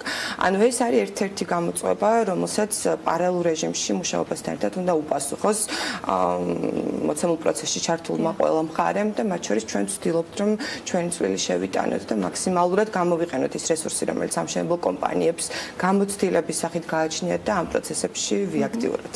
ანა, ერთია პროცესებზე მუშაობა, პროცედურებზე და სტანდარტებზე მუშაობა, მეორეა მათი დანერგვა პრაქტიკაში. ანუ როგორ ამ ნაწილში თუ ერთვებით თქვენ და როგორ მიმდინარეობს თუნდაც უსაფრთხოების სტანდარტები, რომელიც რეგლამენტი, რომელიც წლის დასაწყისში შევიდა ძალაში, როგორ მიმდინარეობს ეს პრაქტიკაში და ამ შემთხვევაში რა სირთულეების წინაშე დგას? მოცემული რეგლამენტი ძირითადად ორიენტირებულია იმაზე, რომ საპროექტო დაწესებულებებმა თავად პროექტის შედგენისას ხელმძღვანელ უნდა შესაბამისად თუ პროცესი თავითვე სწორად დაიწყო, შემდგომ უკვე სამშენებლო კომპანიის კონტროლს, რა თქმა უნდა, ზედამხედველის მეშვეობით ხორციელდება გაცილებით მარტივად და აქ უკვე სამშენებლო კომპანიის მიერ შეცდომების დაშვების რისკი შესაბამისად ნაკლები არის. რაც შეეხება სხვა მიმართულებებით დანერგვას, ბუნებრივია სიახლეები ყოველთვის დაკავშირებულია გარკვეულ ხარჯებთან, მათ შორის თუნდაც შრომის უსაფრთხოების საკითხი, რომელიც საკმაოდ აქტუალური არის, საკმაოდ ცუდი შედეგებით ყოველწლიურად ვასრულებთ, ასე ვთქვათ, მუშაობას, არა მხოლოდ ეს სექტორი ზოგადად ქვეყანაში არის ძალიან ცუდი მაჩვენებლები, მათ შორის სიკვდილიანობის მაჩვენებლები. აქ ერთის მხრივ ეს არის ცოდნის უკმარისობის პრობლემა, რაც დაკავშირებულია იმასთან, რომ ელემენტარულად არ იციან თუ როგორ უნდა იმუშაონ მოედანზე, როგორ უნდა დაიცვან უსაფრთხოების ნორმები, მეორე არის ხარჯები. ანუ ბუნებრივია უსაფრთხოება არის ძვირადღირებული სიამოვნება დაკავშირებულია დამატებით ხარჯებთან და ამ კუთხით ერთადერთი და უბრალოდ პირველი რაც შეიძლება გააკეთოს ერთის მხრივ დეველოპერმა, რომელიც უკვეთავს პროექტს და მეორეს მხრივ სახელმწიფომ გაითვალისწინოს შრომის უსაფრთხოების დაცვისთვის შესაბამისი ხარჯები ნებისმიერ პროექტში და ეს არ უნდა გადიოდეს ზედნადებ და დამატებით ხარჯებში, ეს უნდა იყოს ძირითადი ერთ-ერთი შემადგენელი პუნქტი ნებისმიერი პროექტის. ამ შემთხვევაში უკვე მშენებელიც თამამად, იმიტომ რომ მას აქვს ამისთვის სახსრები, შეძლებს რომ ყველა პროცესი დაიწყოს.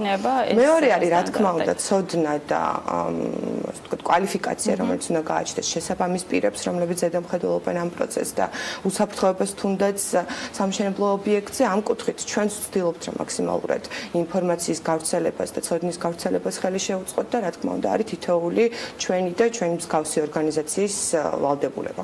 აბსოლუტურად გეთანხმებით ანა, რაც შეეხება თქვენი გასული ღონისძიების მთავარ თემას, ეს იყო ახალი სამშენებლო ტექნოლოგიების შემოტანა დანერგვა ქვეყანაში.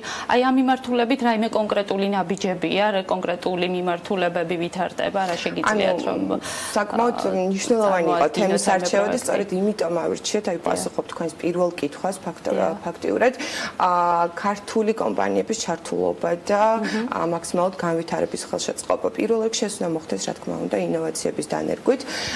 შეიძლება გარკვეული ქვეყნებისთვის ეს არ არის ინოვაციური სიტყვაზე, რაზეც შეიძლება დღეს ვისაუბროთ, მაგრამ საქართველოში არის გარკვეულწილად რაღაც ტენდენციები, რომელსაც ჩვენ დღეს უნდა მივყვეთ. მათ შორის ამ ღონისძიებაზე ბევრი საინტერესო პროექტი იქნა წარმოდგენილი, მათ შორის ერთ-ერთი მაგალითად იყო მობილური ასფალტის ქარხანა, რომელიც სულ ახლახან უნდა შეიძინოს ჩვენმა ერთ-ერთმა წევრმა და რომელიც ფაქტიურად 30%-ით აიაფებს საგზაო მშენებლობის ხარჯებს. მეორეს მხრივ ეს არის დრონის პრინციპით ამჟამადვე ლიდერი, რომელიც საკმაოდ დიდი მაღალი სიმაღლიდან აფიქსირებს შესაბამის გეოდეზიურ მაჩვენებლებს.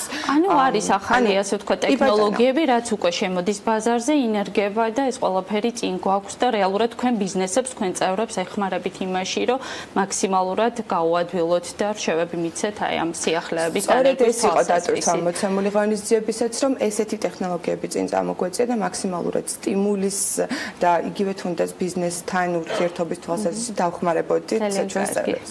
წარმატებას გისურვებთ ანა, ძალიან დიდი მადლობა სტუმრობისთვის და საინტერესო თემებისთვის. იმედი მაქვს მრავალი ქართული სამშენებლო კომპანია ჩაერთვება ინფრასტრუქტურულ პროექტებში უახლოესი 3 წლის განმავლობაში და ეს ამბიციური გეგმები მართლაც რომ იქნება რეალიზებული. დიდი მადლობა გიორგი დღევანდელი ეთერისთვის. მადლობა თქვენ, მადლობა ლიკა ქარდავას ტრადიციულად წყობრი და ძალიან შინაარსიანი საავტორო რუბრიკისთვის. ლიკაც იწყებს ჩვენთან ერთად უკვე სამუშაო კვირას, რომელიც საქმიანი დილის ნაწილში სრულდება, მაგრამ დღეს დილიდან ანონსები ტრიალებს და საქმის კურსში ბექაბაციკაძე ჩაგვაყენებს 3 საათზე, მილიარდიანი ბანკის შემოსვლა ჩვენ მხოლოდ მოვასწარით, რომ მისგან წამოგვეყო, რომ დაგვიანონსებინა, მაგრამ იგი გაცილებით მეტ ინფორმაციას ფლობს, რასაც ზუსტად 3 საათზე გაგიზიარებთ. დილომშვიდობის. დილომშვიდობის. ზუსტად ბანკზე ვისაუბრებთ, ჩინურ ბანკზე, რომელიც საქართველოში გაიხსნება, მის დამფუძნებლებზე, ინტერესებზე, აქ თუ არა დღემდე მხოლოდ რაიმე აქტივებს საქართველოში. კიდევ ერთი ინფორმაცია, რომელიც დილით მივიღეთ, ჩინური საინვესტიციო ფონდი იხსნება საქართველოში და ფუძნდება. ამ ფონდთან დაკავშირებითაც დამატებით ინფორმაცია ზუსტად 15 საათზე შევთავაზებ ჩვენს მაყურებელს. ასევე ვისაუბრებ ჯორჯიან მანგანეზზე და იქ დროებითი სპეციალური მმართველის დანიშვნაზე, კომპანიის პოზიცია რა არის ამასთან დაკავშირებით ზუსტად 15 საათზე გაიგებს ჩვენი მაყურებელი. კიდევ მიმდინარე თემები ბიზნესიდან და ეკონომიკიდან, რომელიც 15 საათამდე განვითარდება და დღის განმავლობაში, რა თქმა უნდა და 22 საათს და 30 წუთზეც ვართ საქმის კურსში იმდინარე მოვლენების. ვნახოთ პრინციპში ვიდეო ანონსი კიდევ ერთხელ.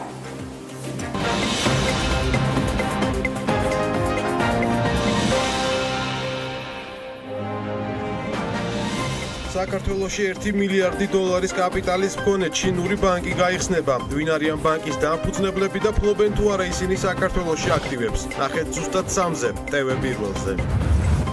მთავრობამ ჯორჯიან მანგანეზში სპეციალური მმართველი დანიშნა. როგორ ეხმაურება კომპანია გარემოს დაცვის სამინისტროს გადაწყვეტილებას? ბოლო ინფორმაცია საქმის კურსში. იყავით მთავარი ეკონომიკური და ბიზნეს მოვლენების საქმის კურსში. ხვდებით ზუსტად 3-ზე TV პირველზე.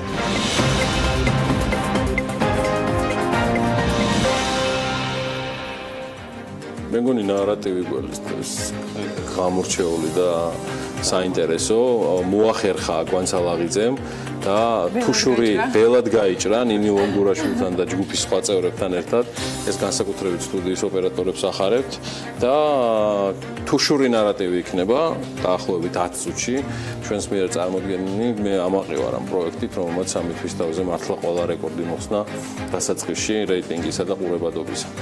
მადლობა ყველას, ვინც ამას აკეთებს. დაელოდეთ ჩვენს არაჩვეულებრივ განცალაღიძეს ზუსტად 11 საათზე და მე მგონი ბექაბაციკაძემ სრულად მოგცათ უკვე იმის რწმუნება და ჩააგდო ინტრიგა საიმისოდ, რომ დღეს 3 საათზე ერთად ჩავდგეთ საქმის კურსში ბიზნესში და ეკონომიკაში მიმდინარე მოვლენებისა. ხვალ დილის 8 საათზე კვლავ ერთად ვიქნებით. საქმიანი დილა ხვალამდე გემშვიდობებით.